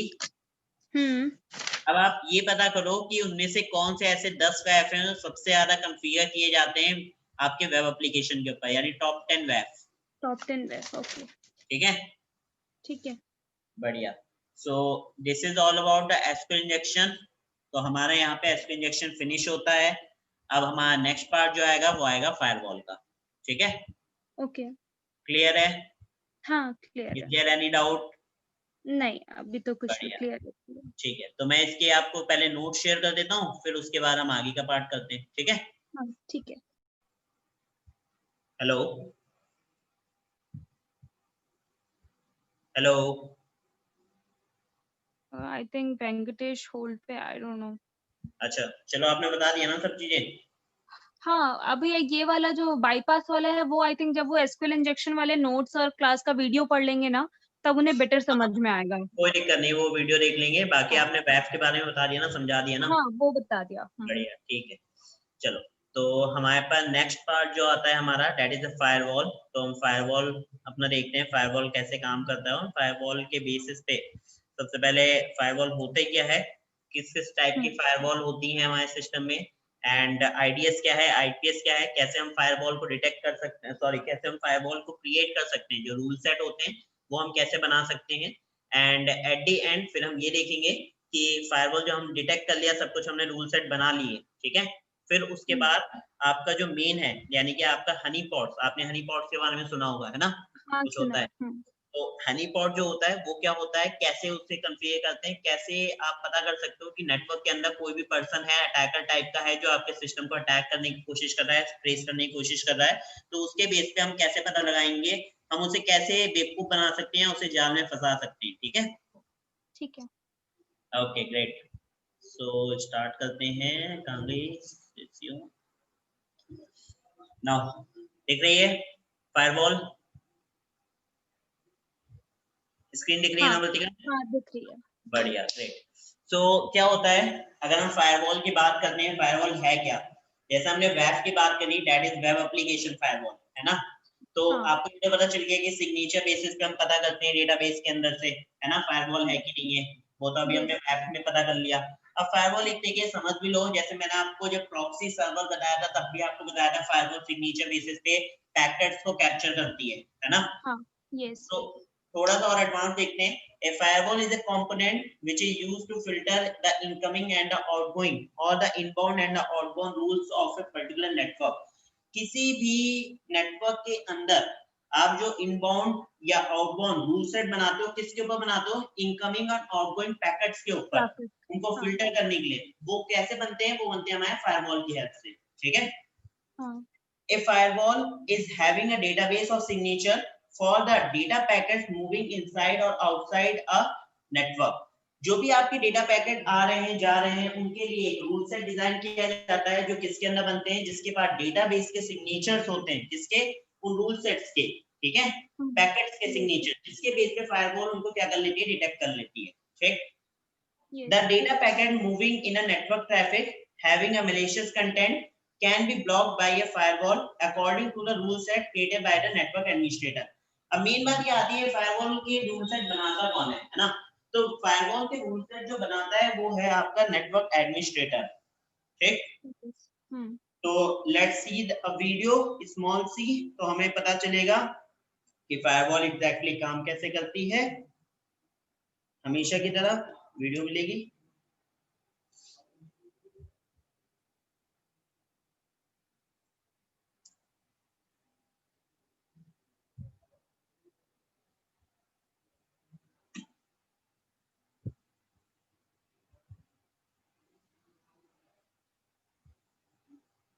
Growing businesses need a hosting solution that is powerful yet easy to manage. Let's look at how business hosting is.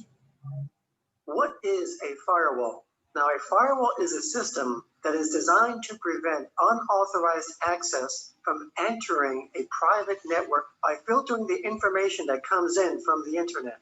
A firewall blocks unwanted traffic and permits wanted traffic. So a firewall's purpose is to create a safety barrier between a private network and the public internet.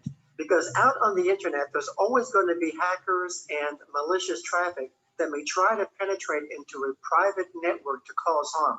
And a firewall is the main component on a network to prevent this. And a firewall is especially important to a large organization that has a lot of computers and servers in them, because you don't want all those devices accessible to everyone on the internet where a hacker can come in and totally disrupt that organization. So that's why you need a firewall to protect them. So a firewall that's used in computer networks is very similar to how a firewall works in a building structure. In fact, that is where the word firewall came from. A firewall in a building structure provides a barrier so that in the event of an actual fire on either side of the building, the firewall is there to keep the fire contained and to keep it from spreading over to the other side. So the firewall is there to keep the fire from destroying the entire building. But if the firewall wasn't here, the fire would spread over to the other side, and then the whole building would be destroyed. And a network firewall works in a similar way as a structure firewall. It stops harmful activity before it can spread into the other side of the firewall and cause harm to a private network. So in today's high-tech world, a firewall is essential to every home, and especially in a business or an organization, to keep their network safe. Now, a firewall works by filtering the incoming network data and determines by its rules if it's allowed to enter a network. And these rules are also known as an access control list. These rules are customizable and are determined by the network administrator. The administrator decides not only what can enter a network, but also what can leave a network. So these rules either allows or denies permission. So as an example here, we have some rules in a firewall's access control list, and it shows a list of IP addresses that have been allowed or denied by this firewall. And as you can see, traffic from some IP addresses are allowed to enter this network, but traffic from one IP address has been denied.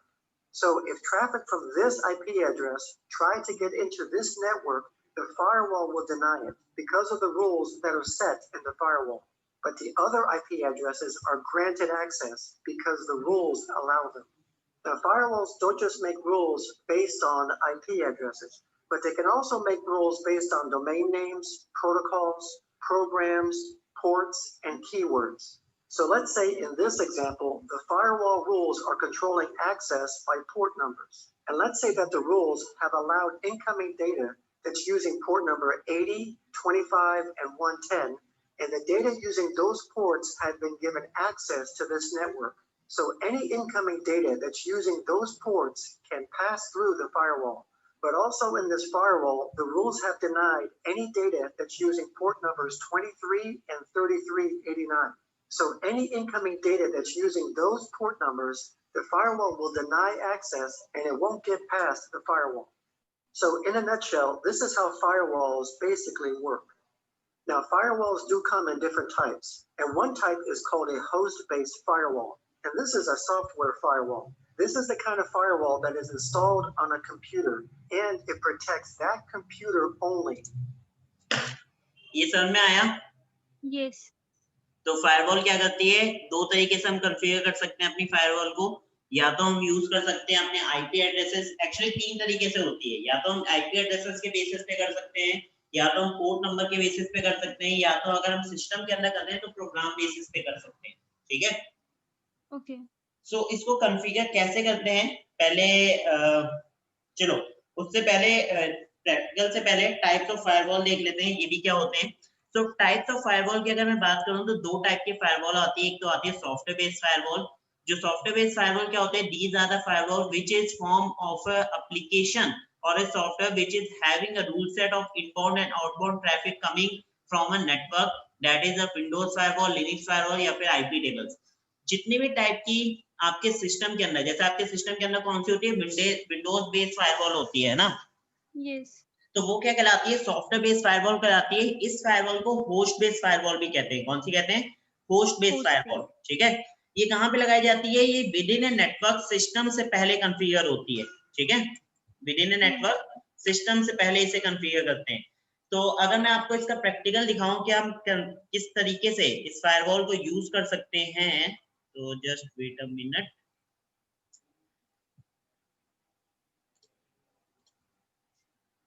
Machine दिख रही है मेरी screen?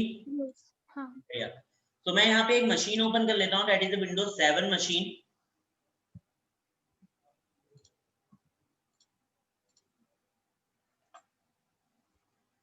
क्योंकि अगर मैंने main पे किया तो फिर नेट बंद हो जाएगा, क्लास डिस्कनेक्ट हो जाएगी ना, तो वर्चुअल में करते हैं।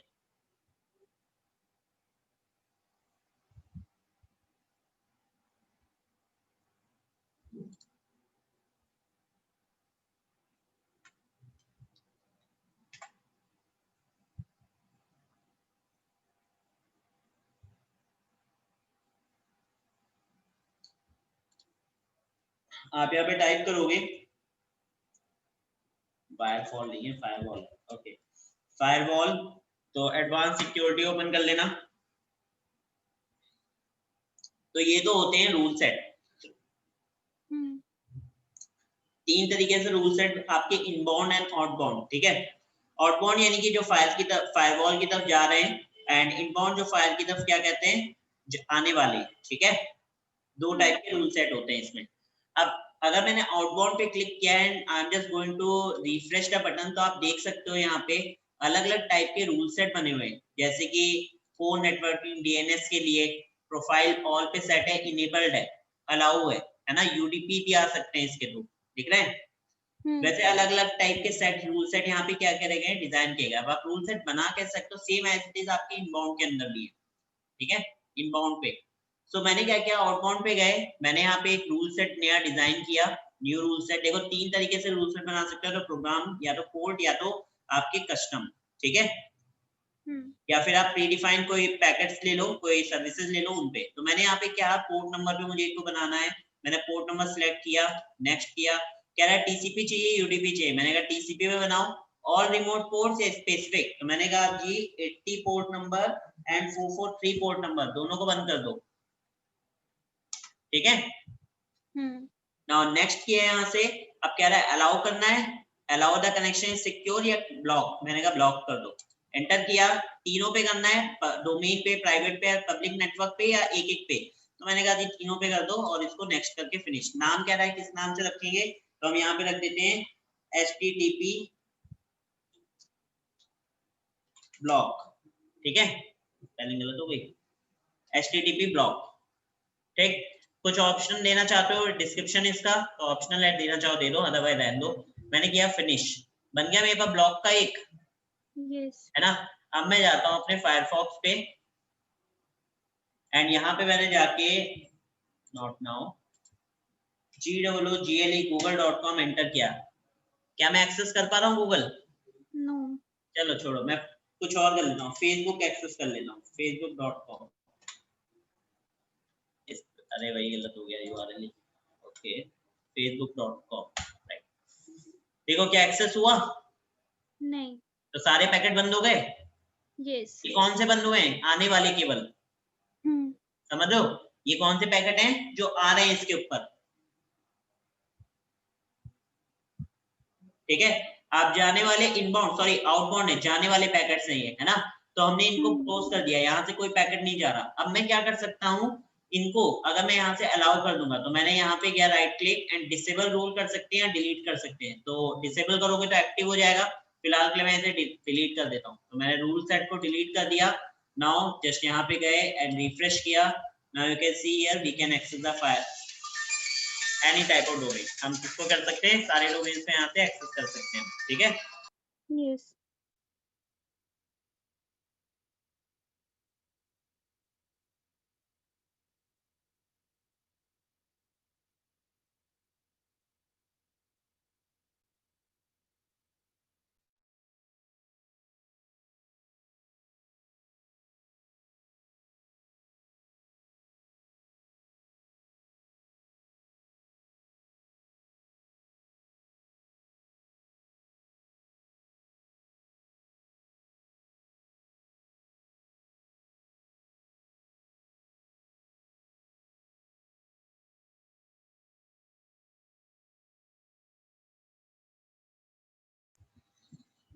तो क्लियर हुआ कैसे करना है, रूल सेट कैसे बनाते हैं।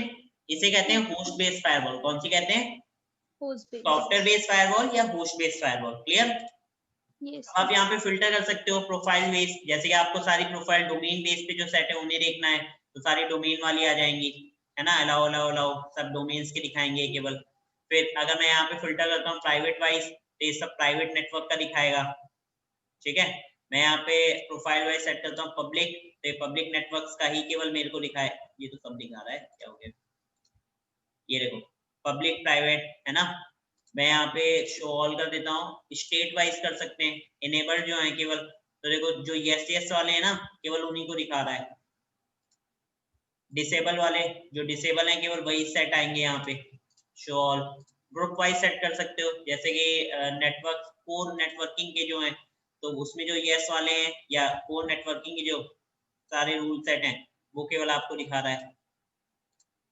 आया समझ में। तो इस तरीके से आप क्या करते हो, फायरवॉल को इनेबल और डिसेबल कर सकते हो, नया रूल सेट बना सकते हो। जो आपको चेंज करना हो उसको सिलेक्ट करो, यस और नो पे क्लिक करो, राइट क्लिक करके डिसेबल कर सकते हो, कॉपी कर सकते हो, प्रॉपर्टीज में जाके चेंज कर सकते हो। आपको अलाउ करना है, डिसअलाउ करना है, क्या करना है आपके ऊपर डिपेंड करता है, ठीक है। ओके तो सॉफ्टवेयर बेस्ड फायरवॉल क्लियर हुई। यस चलो अपने वापस आ जाते हैं स्क्रीन पर। नेक्स्ट होती है आपकी हार्डवेयर बेस्ड फायरवॉल। अब देखो ये क्या होती है, इसे बोलते हैं नेटवर्क बेस्ड फायरवॉल। क्या बोलते हैं, network based firewall. A hardware based firewall is a peripheral which is having a system box with a processor and giving us a configuration panel and having more advanced features from a software based firewall. अब software based firewall में इतने ज्यादा features नहीं होते हैं, एक limit तक ही वो क्या कर सकती है, डेटा पैकेट्स को रोक के रख सकती है, ब्लॉक कर सकती है, ठीक है। बट अगर आप हार्डवेयर बेस्ड फायरवॉल या नेटवर्क बेस्ड फायरवॉल यूज करते हो, पूरे नेटवर्क पे लगाई जाती है, तो उसके पास रूल सेट ज्यादा होते हैं। तो जैसे कि एग्जांपल के तौर पे जुनिपर हो गई, सॉफ्टसिस हो गई, या फिर इंडियन हो गई, फोर्टिनेट की हो गई, these are all the firewall जो कैसी होती हैं आपकी। तो अगर मैं यहाँ पे चेक करता हूँ फोर्टिनेट फायरवॉल सिस्टम, सही लिख रहा हूँ ना, फायरवॉल, सो ये दिख रहा है, यस ये देखो इस तरीके की फायरवॉल होती है फोर्टिनेट की, ठीक है। आप सिस्को की भी आती है, ये देखो ये वाला, ठीक है, सिस्को की भी आती है फायरवॉल। बाकी तो अभी आपने देख ही ली है वैफ में, है ना, अलग अलग कंपनीज के नाम, तो आप कंपनी वाइज सर्च कर सकते हो। पेल्टो अल्टो की भी आती हैं फायरवॉल्स। चलो फिर ये क्लियर हुआ फायरवॉल, है ना। अब इसकी बाकी की जो बची हुई टाइप्स ऑफ फायरवॉल वीडियो है वो देख लेते हैं। And nothing else. So for example, later versions of Microsoft operating systems come pre-packaged with a host-based firewall. And you can see that example here. And there are also third-party host-based firewalls that can be purchased and installed on a computer. So for example, Zone Alarm, which is a popular third-party host-based firewall. And also a lot of antivirus programs will have a built-in host-based firewall. And another type of firewall is called a network-based firewall. A network-based firewall is a combination of hardware and software, and it operates at the network layer, and it is placed between a private network and the public internet. But unlike a host-based firewall, where it only protects that computer, a network-based firewall protects the entire network. And it does this through management rules that are applied to the entire network so that any harmful activity can be stopped before it reaches the computers. Now, network-based firewalls can be a standalone product, which is mainly used by large organizations. And they can also be as a built-in component of a router, which is what a lot of smaller organizations rely on. Or they can also be deployed in a service provider's cloud infrastructure. Now, a lot of organizations will use both network-based and host-based firewalls. They would use a network-based firewall to protect the entire network as a whole. And they will also use host-based firewalls for their individual protection for their computers and servers. And by doing this, it'll ensure maximum protection. Because if harmful data just so happens to get past the network firewall, the host-based firewalls on each computer will be there to stop it. So thank you everyone for watching this video on firewall. Sir में आया Yes. दो तरीके की कौन सी network based firewall और Host based. Host based firewall software based and hardware based ठीक है Yes. एक और छोटा सा लिंक है वो भी देखते हैं हम टाइप्स ऑफ फायरवॉल का ही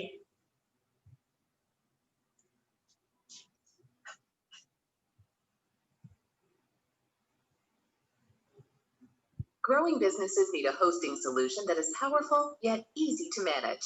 Let's look at how business. Hey guys, this is TG. Today we are going to understand different types of firewalls and decide which firewall will best suit you as per your implementation environment. So let's start. Firewalls protect our computers from internet hackers. Internet hackers can steal our bank details from our computers and can reduce our bank balance from thousands of dollars to zero within seconds. So firewall is must in a computer or in a computer network. There are three types of firewalls: packet filtering firewall, application or proxy firewall, and hybrid firewall. Before starting with firewall types, you should know what are data packets. When we want to download a file of size say 200 MB from internet, then we will not receive the entire 200 MB data at once, but we will receive small packets, say 5 MB every second. Some of the part of this 5 MB packet is occupied with information like which computer is sending the data, which computer is receiving the data, etc. The remaining portion of this 5 MB packet contains the part of the actual data that we want to download. So, part of the actual data plus some information together forms a data packet or IP packet, and this part of actual data is called payload. Now, we can. अब आपको याद होगा जब मैंने आपको starting में packet समझाए थे तब बताया था जिसके ऊपर एड्रेस मेंशन होता है हाँ, then मतलब कि आईपी में बेसिकली पैकेट में हमारा आईपी क्या एड्रेस बता रहे मतलब एक एनवेलप बताया था एनवेलप के ऊपर जिसके अंदर आप डेटा पैकेट यानी कि अपना डेटा जो बाइनरी फॉर्मेट में होता है उसे ट्रैवल कराते हो बट एक पैकेट की फॉर्मेट है जिस पैकेट के ऊपर क्या होता है डेस्टिनेशन आईपी एड्रेस होता है पब्लिक आईपी एड्रेस है ना तो ये चीज थी है Start with firewall types. Starting with.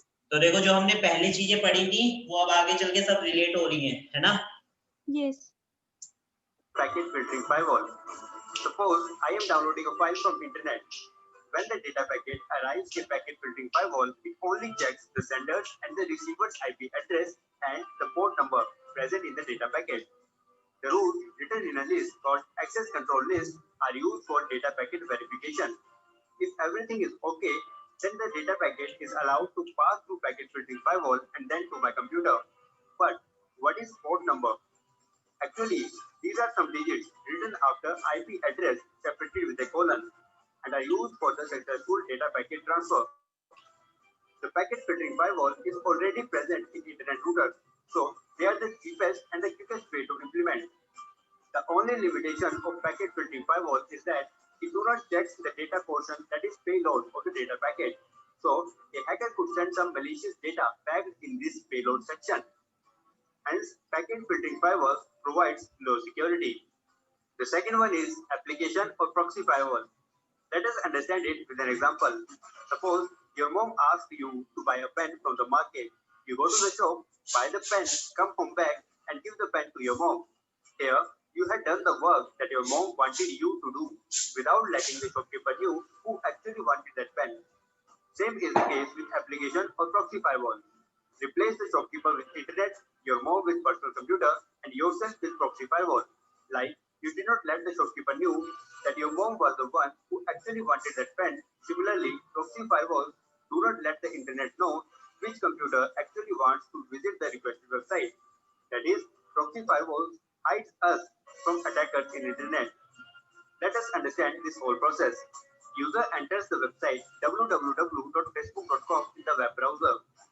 Proxy firewall receives the request and forwards that request to internet.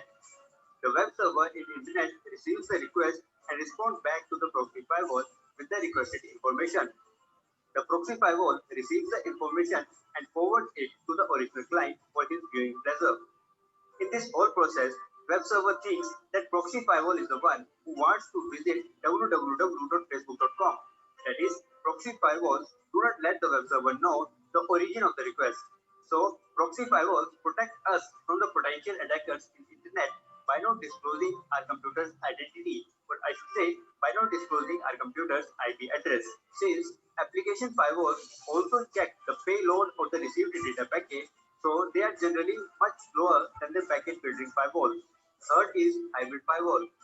Hybrid firewall combines packet filtering firewall and application firewall in series to enhance the security. If they are connected in parallel, then the security of the connection will be reduced to the parameters defined by packet filtering firewall. That is, application firewall will be of no use if the two firewalls are connected in parallel. For this reason, hybrid firewalls use packet filtering and application firewall in series. As a result, hybrid firewalls provide best security compared to packet filtering and application firewalls. Now, which firewall will be best for us will depend on its implementation environment. For example, packet filtering firewall will be best for low-risk environment like low-risk shop. Application firewall will be best for medium-risk environment like universities. And hybrid firewalls will be best for high-risk environment like hospitals whose database contains important reports of the patients. Now, you can choose a firewall as per your need.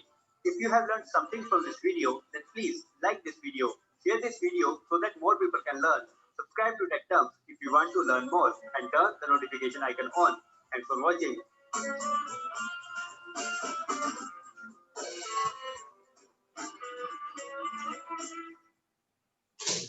This is Udemy, the world's largest marketplace for online learning. On Udemy, I learned ethical hacking and network security. Udemy made it incredibly easy. I learned penetration testing, how to identify vulnerabilities, and set up lab environments. Basically, everything used to protect and secure a network. With thousands of mobile-friendly video courses, Udemy's expert instructors can guide you through any topic. Your course never expires, and you can set the playback speed to learn it. Guys clear हुआ? Yes. तो समझ में आया कितने type की firewalls हैं हमारे पास? हाँ। अगर आप सॉफ्टवेयर बेस्ड फायरवॉल में जाते हो तो आप आईपी बेस्ड फायरवॉल ले सकते हो, पैकेट बेस्ड फायरवॉल ले सकते हो, हाइब्रिड बेस्ड फायरवॉल ले सकते हो, है ना? यस। बढ़िया। सो अपने नेक्स्ट पार्ट पे आते हैं, that is the IDs and IPS. अब ये समझ लो आईडीएस आईपीएस होता क्या है।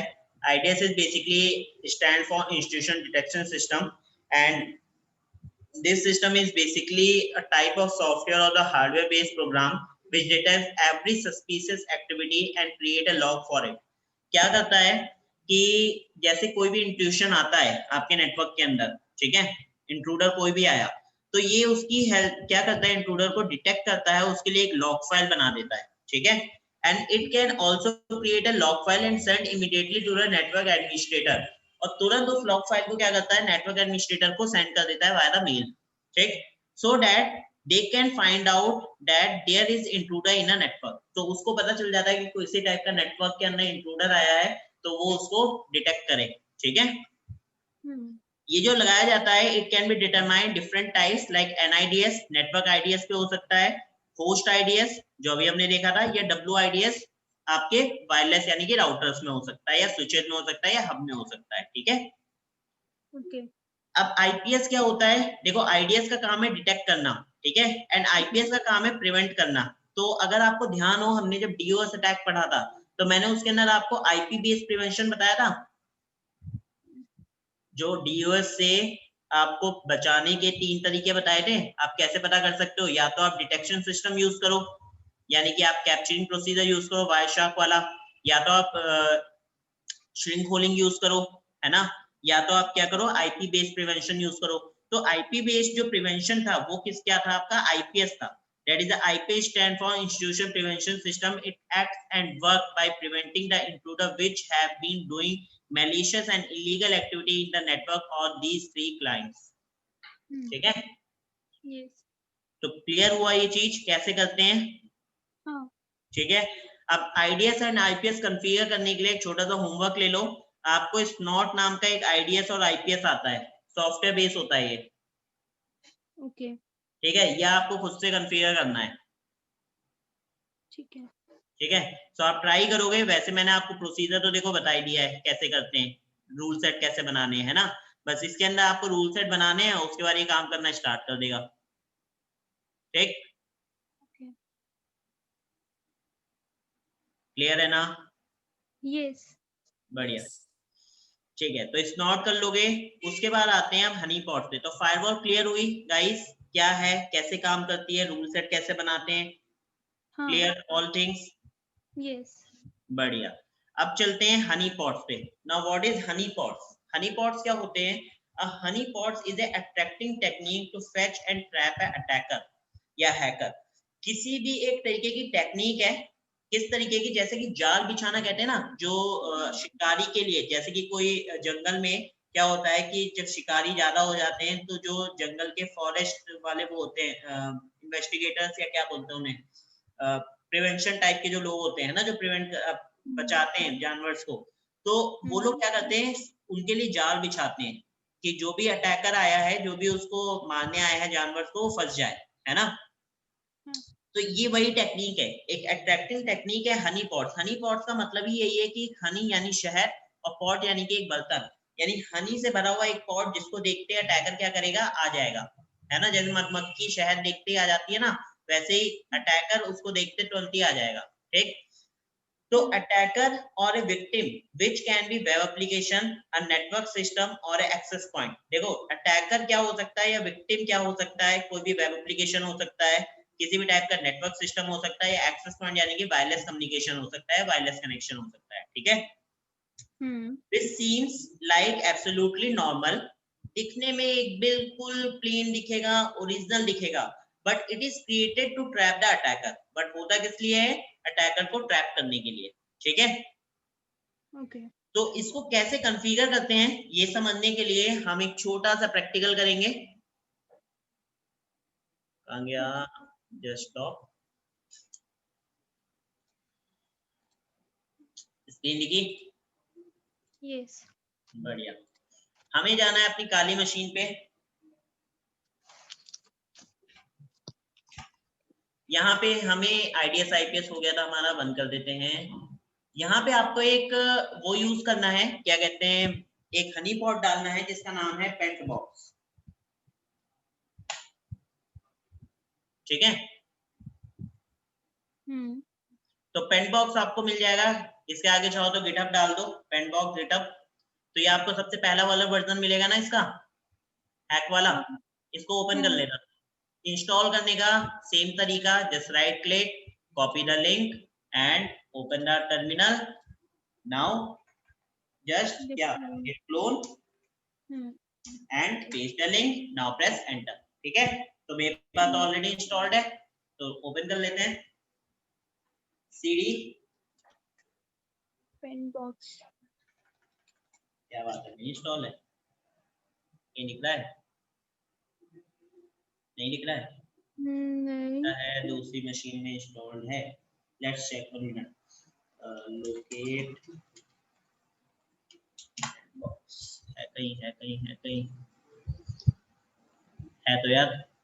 अच्छा, दूसरी डायरेक्टरी में इंस्टॉल्ड है, ठीक है, कोई बात नहीं, हम दूसरी डायरेक्टरी का यूज कर लेते हैं। तो मैंने यहाँ से स्विच करना पड़ेगा, मेरे को डायरेक्टरी में जाना पड़ेगा, cd/home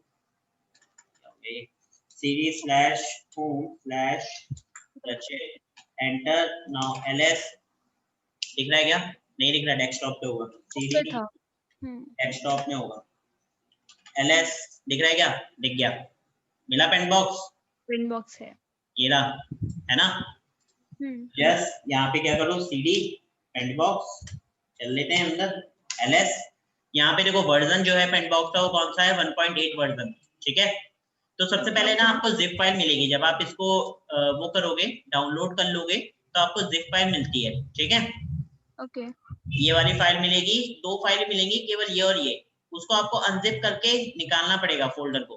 तो कैसे निकालोगे, उसके लिए अपने क्या जाना, टायर वाला, हाँ वही कमांड हमें यूज करने हैं, ठीक है? तो हम उनका यूज कर सकते हैं, इसमें नहीं रहता, इसमें है क्या?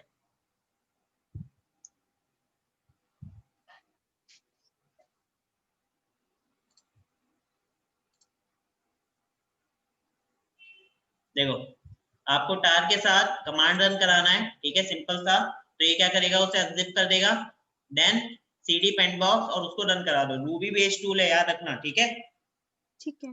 तो cd पेंट बॉक्स के अंदर चले जाते हैं, पेंट बॉक्स -1.8 ls, तो मुझे लिस्ट मिल गई, इसके अंदर आपको फाइल मिलेगी pentbox.rb, मिल रही है? हाँ। बस इसे ओपन कर लो, /, रन करा दो, मतलब pentbox.rb, प्रेस एंटर। रन कराने पे आपको कई सारी चीजें देता है ये, हमें जो इसमें से अंदर से यूज करना है वो कौन सा करना है, नेटवर्क टूल्स, ठीक है? तो नंबर 2 नेटवर्क टूल्स। नेक्स्ट क्या कह रहा है, net DOS tester, TCP port scanner या हनीपॉट, मुझे चाहिए honeypot. Now select 3 number, enter. Enter करने के बाद कह रहा है ऑटो कॉन्फ़िगरेशन लगानी है या मैनुअल तरीके से कॉन्फ़िगरेशन करनी है। मैंने कहा जी ऑटो कर लो, बन दिया और एंटर कर दिया। मेरा ऑटो पे जो एक्टिवेट होता है वो कौन से पोर्ट पे चलता है, 80।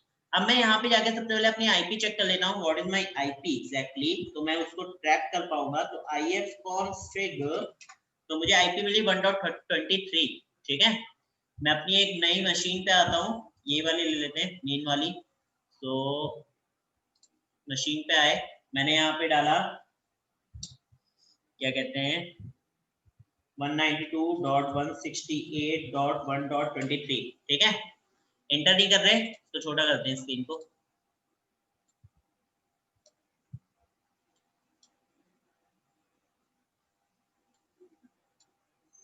वहां पे आ जाओ, और ठीक है, एंटर करूं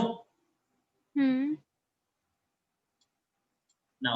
जैसे आप एंटर करोगे, देखो इसने डिटेक्ट कर लिया, वहां पे क्या लिख के आ गया, Access denied, IP address login fail। मिल गया, टाइम बता दिया। हाँ। बढ़िया।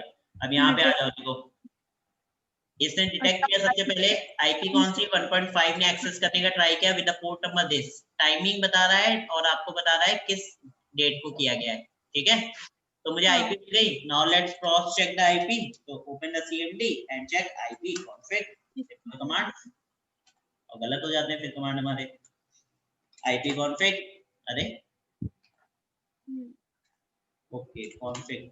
तो जैसे हमने रन किया, देखो 1.5 आईपी मिल रही है, हाँ। क्रॉस चेक हो गई आईपी, बढ़िया।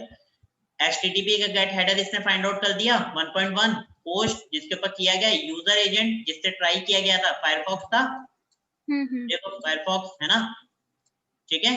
फिर उसके बाद एक्सेप्ट HTML, XML, इन टाइप की चीजों को एक्सेप्ट करता है, लैंग्वेज ये है उसकी, इनकोडिंग जिप फाइल और डिफ्लेट है, कनेक्शन कीप अलाइव अभी भी है, अपग्रेड इनसिक्योर, रिक्वेस्ट 1। दूसरे में इसने रिक्वेस्ट चेक किया दोबारा से, और इसमें इसने कुछ नया फाइंड आउट किया क्या, लेट्स चेक, कुछ और फाइंड आउट हुआ है या सेम ही है? बस यहाँ पे ये दे दिया इन्हें किसके ऊपर कर रहे हो, ठीक है? बाद में एक चीज, तो आई होप ये चीज समझ में आई। अब मैं दूसरे सिस्टम से भी करूंगा ना, तब भी मुझे बता देगा। जैसे कि मैं एक अनदर मशीन ओपन कर लेता हूँ, या मेरे पास जो दूसरी वाली है ना, उससे ट्राई करके दिखाता हूँ आपको, जिससे आप क्लास ले रहे हो, 192.168.1.23 है ना? नाउ मैंने प्रेस किया एंटर, स्क्रीन देखो, डिटेक्ट हुई 1.3 यस। हो गई डिटेक्ट, इसने बता दिया मेरे को, है ना। तो इससे मुझे पता चल गया, मोजिला से ही मैंने ओपन किया है इसलिए मोजिला फायरफॉक्स दिखा रहा है मेरे को। आप किसी और से करोगे तो वो दिखा देगा आपको। क्लियर? ठीक है। तो अब देखो होगा क्या, अब बंदा जो है ना, जैसे उसने ट्राई किया एनमैप ट्राई किया, उस पर्सन ने क्या किया एनमैप आके ट्राई किया। तो let us suppose I am just trying to Nmap, दूसरी मशीन से ट्राई करते हैं। मैंने यहाँ पे एक और अनदर मशीन ओपन कर लेते हैं।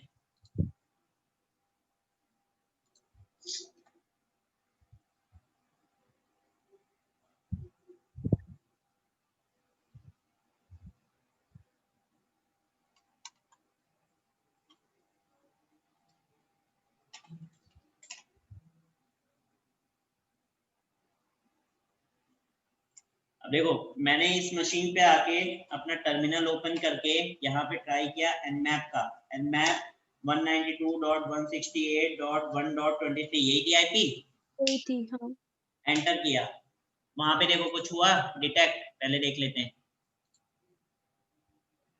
देखो हाँ 1.5 से अटेम्प्ट हुआ है। डिटेक्ट हुआ, बता रहा हाँ। है अटैक किया गया है दोबारा से, स्कैनिंग स्टार्ट हुई है 1.5 से। ऊपर देखो 1.3 वाला आ रहा है और उसके ऊपर देखो 1.5 दूसरी आईपी जो मेन मशीन की थी, है ना। आईपी स्विच हो गई यानी चेंज हो गई है। तो इसने मुझे बताया यहाँ पे डिटेक्ट किया गया इस सिस्टम को, स्कैनिंग स्टार्ट हुई है। अब देखो वहां पे स्कैन किया तो इसे पोर्ट नंबर 80 एक्टिव मिला, ओपन दिखा रहा है। वैसे अगर जनरली आप चेक करोगे तो फिल्टर दिखाएगा, ठीक है। अगर मैं ये हनीपॉट बंद कर दूं और तब चेक करूं तो इसका पोर्ट कैसा दिखाएगा, फिल्टर दिखाएगा। बट इस टाइम पे कैसा दिखा रहा है, ओपन दिखा रहा है, बिकॉज हमने इस पोर्ट को एक्टिव किया है, ठीक है। समझ में आया? अब यूजर को तो जो अटैकर है उसे तो पता चल रहा है कि ये पोर्ट ओपन है, तो वो इसके ऊपर ट्राई करेगा अटैक करने का। यस। बस हमें क्या करना है, वहीं पे उसे ब्लॉक कर देना है। तो फिर हम उसे स्क्रीन दिखा देंगे एक्सेस डिनाइड वाली, ठीक है। ये तो था आपका ऑटो वाला। अब अगर मैं वो वाला कॉन्फ़िगर करता हूँ, क्या कहते हैं आपका नंबर 2 नंबर 3 मैनुअल, तो नंबर 2 सिलेक्ट कर लो। अब आपसे कह रहा है किस पोर्ट पे चलाना है ना। मैंने कहा जी 21 पे चला दो, 22 पे चला दो, 23 पे चला दो, ठीक है। एंटर। क्या हो गया, शायद एक बार में एक ले रहा है। Save the log with institution, yes save करो। वो तो मैसेज पूछ रहा था ना, प्रॉम्प्ट मैसेज क्या होगा। अच्छा सॉरी सॉरी सॉरी, मैंने देखा ही नहीं। प्रॉम्प्ट, हां वो प्रॉम्प्ट मैसेज था। थैंक्स प्रॉम्प्ट मैसेज पूछ रहा था। थैंक्स वेंकटेश। तो मैंने यहाँ पे 21 दे दिया, चलो एक ही पे लगाते हैं, 21 दे दिया। कह रहा है फॉल्स मैसेज, तो I am open,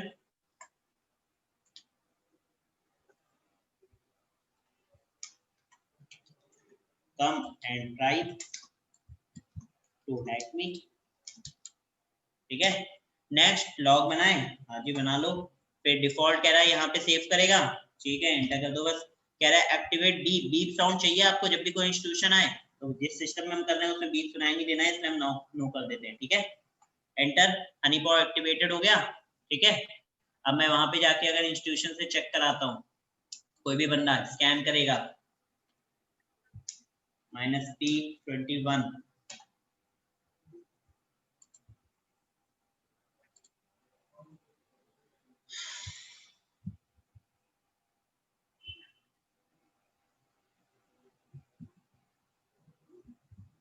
open service 21 की, ठीक है मिली मेरे को। देखो डिटेक्ट हुआ, यस मिल गया मेरे को। अब इसके लॉग जो है ना वो कहाँ पे सेव हो गए होंगे, इस वाले डायरेक्टरी में, हनी पेंट बॉक्स के अंदर, अदर्स के अंदर। तो आप जाके यहाँ पे चेक भी कर सकते हो। तो अगर मैं ls करता हूँ तो यहाँ पे कुछ दिख रहा है क्या, others, okay cd others ls और क्या था अदर्स के बाद हमारे पास log अंडरस्कोर हनी पॉट, ठीक है, log अंडरस्कोर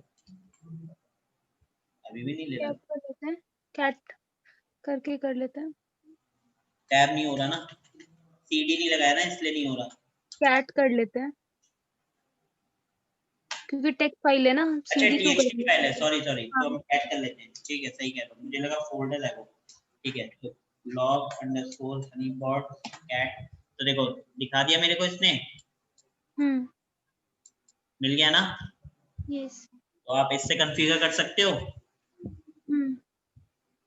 अब अगर वो इसको ट्राई करेगा हैक करने का तो उसके पास एक मैसेज आएगा जो हमने फॉल्स मैसेज उसे दिया था, ठीक है। ओके, तो ये था आपका हनी पॉट कि आप कैसे करते हो। अब इसी तरीके का एक हनी पॉट आपके विंडोज के लिए भी है, तो पहले तो मैं इसे बंद कर देता हूँ। विंडोज में जो हनी पॉट का नाम है वो है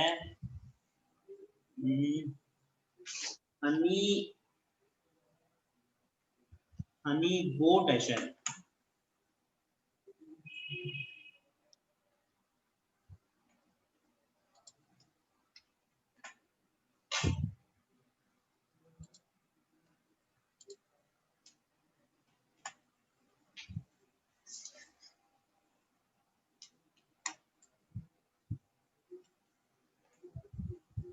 हनी बोट।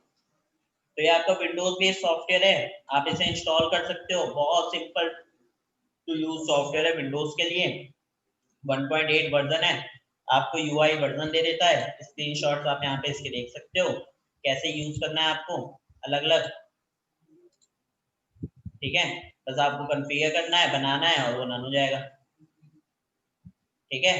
जो भी पोर्ट चाहिए उसको यहाँ पे फाइल के अंदर ऐड कर दो, पोर्ट एक्टिवेट हो जाएगा। क्लियर? ओके, कोई वीडियो भी है क्या? देख तो रही है, लो वीडियो भी देख लो।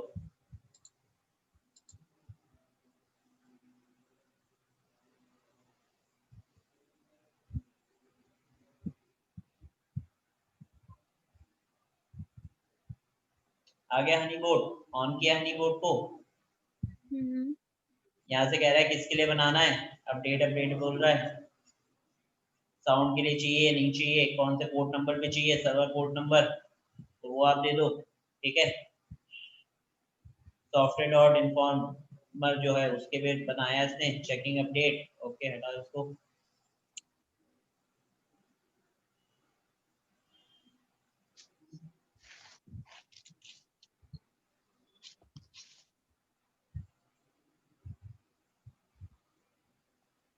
फाइल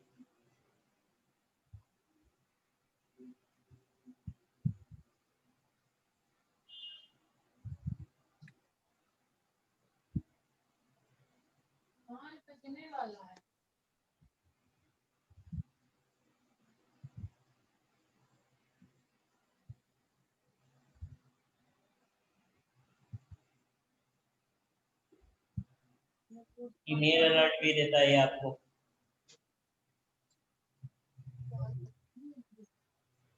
साउंड भी नहीं दिख सकता है बीप वाले, है ना, सर्विसेज बताएगा। तो बस आपको कुछ नहीं करना है, जहाँ पे आपने सेट किया था, जहाँ पे इंफॉर्मेशन स्कीमा इसने सेट किया था, सॉरी सॉफ्टवेयर डॉट इन्फॉर्मर है ना, वहाँ पे आप अपना होस्ट दे दो जो सा भी है, IP एड्रेस दे दो और उसके बेस पे आप सेट कर दो पोर्ट नंबर पे, ठीक है। Simple process, not a rocket science. तो वो क्या होगा आपके विंडोज में कॉन्फ़िगर हो जाएगा, बहुत सिंपल सा टूल है, कुछ नहीं करना होता हमें, ठीक। सो ये था आपका हनी पॉट, क्लियर हुआ हनी पॉट कैसे काम करता है? यस, कोई डाउट? नहीं, बढ़िया। सो लास्ट आपके पास इसमें आता है, मैंने पेट बॉक्स लिख रखा है, स्विचेस और हब और राउटर्स में डिफरेंस क्या होते हैं। लाइक अगर आप उस पे लगाते हो, क्या कहते हैं, अपना जो आईडीएस अगर आप लगा रहे हो अपने वायरलेस आईडीएस के ऊपर, तो आप स्विचेस हब और राउटर्स, वैसे तो ये पार्ट आपका उसका है, क्या कहते हैं, नेटवर्किंग का, बट स्टिल एक वीडियो मैंने डाली है ताकि आप यहाँ पे चेक कर सको, समझ सको थोड़ा सा। तो कई बार लोग कंफ्यूज हो जाते हैं स्विच राउटर एंड हब्स में क्या डिफरेंस है। If You know Growing that businesses need a hosting solution that is powerful yet easy to manage. Let's look at how business hosting is. Hello, everyone. In this video, we're going to talk about the difference between a hub, a switch, and a router. Now, all three of these devices are similar, but there is a difference in the way they handle data. So we'll first talk about a hub. Now, the purpose of a hub is to connect all of your network devices together on an internal network. It's a device that has multiple ports that accepts Ethernet connections from network devices. Now, a hub is considered not to be intelligent because it does not filter any data or has any intelligence as to where the data is supposed to be sent. And that's because the only thing a hub knows is when a device is connected to one of its ports. So when a data packet arrives at one of the ports, it is copied to all of the other ports. So all the devices on that hub sees that data packet. So again, a data packet comes into one port, then the hub will just rebroadcast that data to every port that has a device connected to it. So even if this computer here only wanted to communicate with this computer over here, these other computers would still receive the data even though the data was not intended for them. So when this happens, it not only creates security concerns, but it also creates unnecessary traffic on the network, which wastes bandwidth. Now, a switch is very similar to a hub.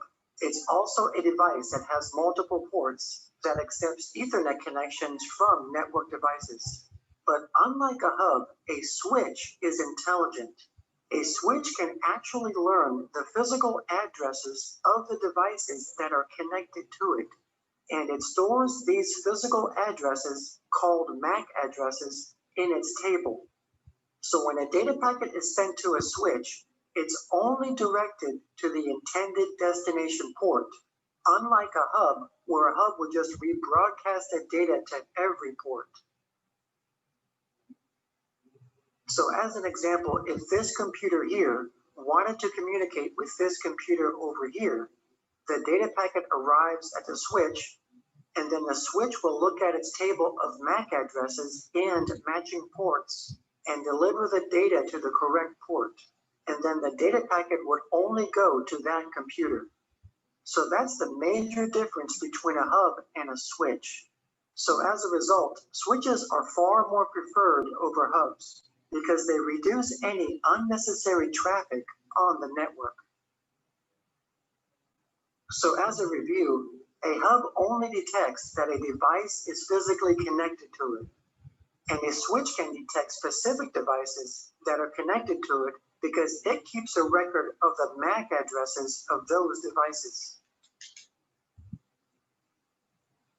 Now, hubs and switches are used to exchange data within a local area network. For example, such as in your home network or in a business. They are not used to exchange data outside their own network, such as out on the internet. Because to exchange or route data outside their own network to another network, such as out on the internet, a device needs to be able to read IP addresses. And hubs and switches do not read IP addresses. So that's where the router comes in. Now, a router does exactly what its name implies. A router is a device that routes or forwards data from one network to another based on their IP address. When a data packet is received from the router inspects the data's IP address and determines if the packet was meant for its own network or if it's meant for another network. If the router determines that the data packet is meant for its own network, it receives it. But if it's not meant for its own network, it sends it off to another network. So a router is essentially the gateway of a network. So here we have a private network with its router, and we'll refer to this as the red network, indicated by the red colored screens on the computers. And over here, you're going to have different data packets, indicated by their different colors, which represents different IP addresses, and they are going to be entering the red network's router from the internet. Now, the router is only going to accept the red data packets because they are the only ones that are intended for this network. So all of the other data packets, the yellows, blues, greens, etc., will be rejected by this router because they were not intended for this network because their IP addresses were not meant for this network. Now here is an expanded view of routers over the internet. There are 4 networks here, indicated by their different colors, and each network has their own router, along with their hubs or switches and their computers. So right now, as you can see, each network is just exchanging information within their own network. Their data is not going out on the internet, so they are not communicating with other networks. They are just exchanging data within their own network using their hub or switch. Now let's go ahead and exchange data between different networks. So let's say, for example, that this computer here on the red network wants to communicate with a computer here on the blue network. So for this to happen, the data packet has to leave their own network and go out on the internet. So the computer sends their data and it goes to the network's router. And once the data packet reaches the router will look at the IP address of the data packet and then forward the data out on the internet to the next router, and then make its way to the blue network's router, and then to the intended destination computer. So in a nutshell, this is how routers work. So in conclusion, hubs and switches are used to create networks, while routers are used to connect networks.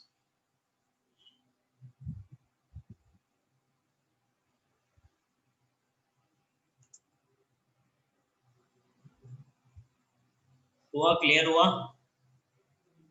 Yes. तो I hope आपको एक basic idea मिल गया होगा कि router, switch और hub किस तरीके से काम करते हैं। अब यही चीज ना मैं आपको स्टार्टिंग में समझा चुका हूँ जब नेटवर्क समझा रहा था कि कैसे काम करता है। Yes.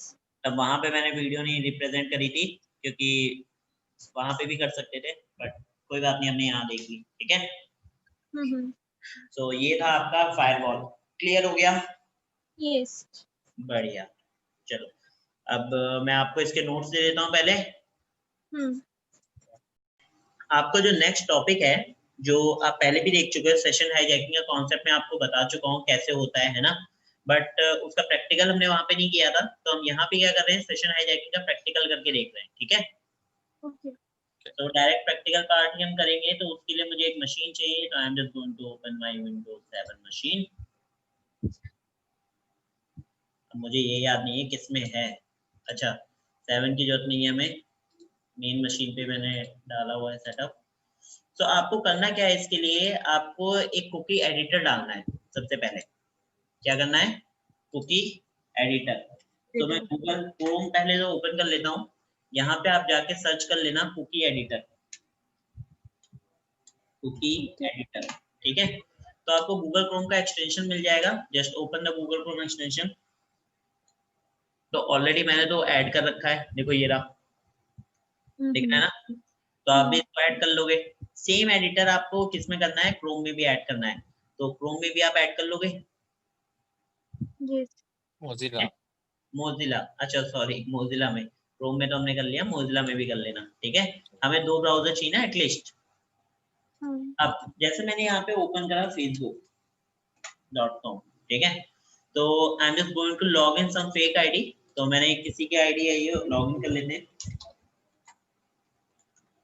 Late me check the password. या ओके, सो मैंने यहाँ पे इसको क्या किया, लॉग इन कर लिया है। ठीक है, दिख रहा है ना? Yes. अब आप कुकी एडिटर पे चले जाओ। यहाँ पे आपको अलग अलग कुकीज मिल रही है जो स्टोर करी गई हैं। ठीक है। सेम आपको यहाँ पे जाना है और यहाँ पे भी ओपन करना है फेसबुक। क्या ओपन करना है, facebook.com। अब आप यहाँ पे देखोगे, यहाँ पे कुकी एडिटर में जाके तो उतनी सारी कुकीज नहीं है जितनी वहां पे हैं, है ना। यहाँ पे देखो कितनी सारी कुकीज आ रही हैं और यहाँ पे देखो कितनी कम कुकीज आ रही हैं, राइट।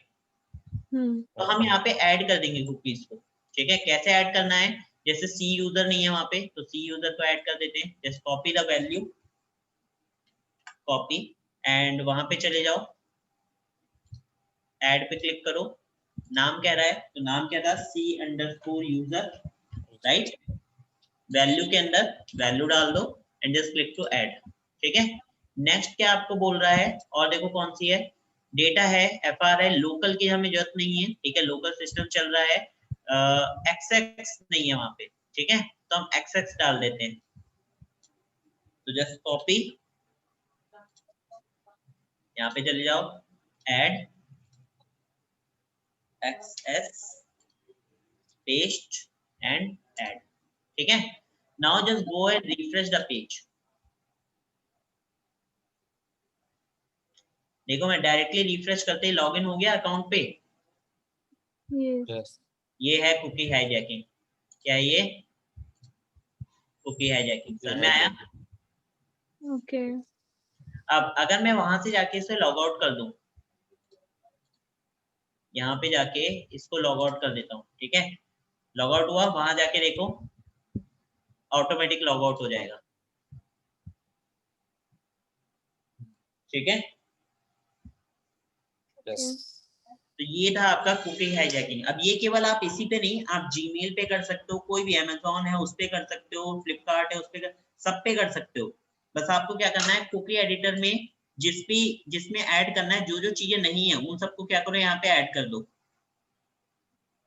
ठीक है। ठीक है। तो इससे क्या होगा, आपकी कुकी हाईजैकिंग यानी सेशन हाईजैकिंग हमारी कंप्लीट हो जाएगी। क्लियर है? यस। कोई डाउट? Nothing. बढ़िया। सो this is the last topic जो हमने आज कवर किया है। आज हमने बहुत सारे टॉपिक कवर किए हैं। अब आपके टॉपिक क्या क्या रह गए हैं वो आपको बता देता हूँ मैं एक बारी दोबारा से। सो आपका रह गया है यहाँ पर वाईफाई हैकिंग रह गया है, मोबाइल हैकिंग रह गया है और क्रिप्टोग्राफी रह गया है, ठीक है। यस। Okay. तो ये 3 टॉपिक हैं। नेक्स्ट जो हमारी वीकेंड मोस्ट प्रॉब्ली कल, तो देखो हमारे तीनों टॉपिक नहीं हो पाएंगे, ठीक है। तो कल नहीं, पर जो नेक्स्ट वीकेंड तक आपकी क्लास होगी उसमें आपके तीनों हो जाएंगे और उसके बाद आपका ये पूरा CH का कोर्स कंप्लीट हो जाएगा, ठीक है। ओके। क्लियर?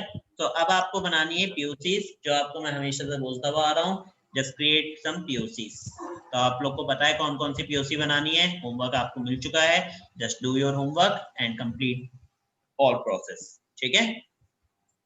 ओके। अच्छा, आप लोग का केवल CH है या किसी ने डिप्लोमा कोर्स ले रखा है? नहीं, सिर्फ CH है मेरा तो। CH है। वेंकटेश आपका भी? Same CH. आवाज कट रही है। Oh, sorry. CH. CH है, ओके, ठीक है। तो फिर नेक्स्ट वीकेंड आपकी लास्ट क्लासेस होने वाली हैं, तब तक आप कर लो। अगर कोई डाउट वगैरह है तो आप पूछ लेना उसी क्लास में, ठीक है। बाकी अगर कोई और डाउट होता है तो फिर आप मैनेजमेंट से बात कर लेना, ठीक है। ओके। तो बता देना जिस टॉपिक में डाउट होगा, फिर जो भी क्लास जिस भी बैच के अंदर वो सेशन चल रहा होगा उस सेशन में आप कंटिन्यू कर लेना, तो वो टॉपिक आपको दोबारा क्लियर हो जाएगा, ठीक है। ओके। चलो, so I hope Thank you. आज खत्म करते हैं एंड हाँ। Continue tomorrow same time 3 o'clock, okay. Okay. Okay. So, okay, bye bye. Bye. bye bye. Thank you. Thank you. Welcome welcome welcome.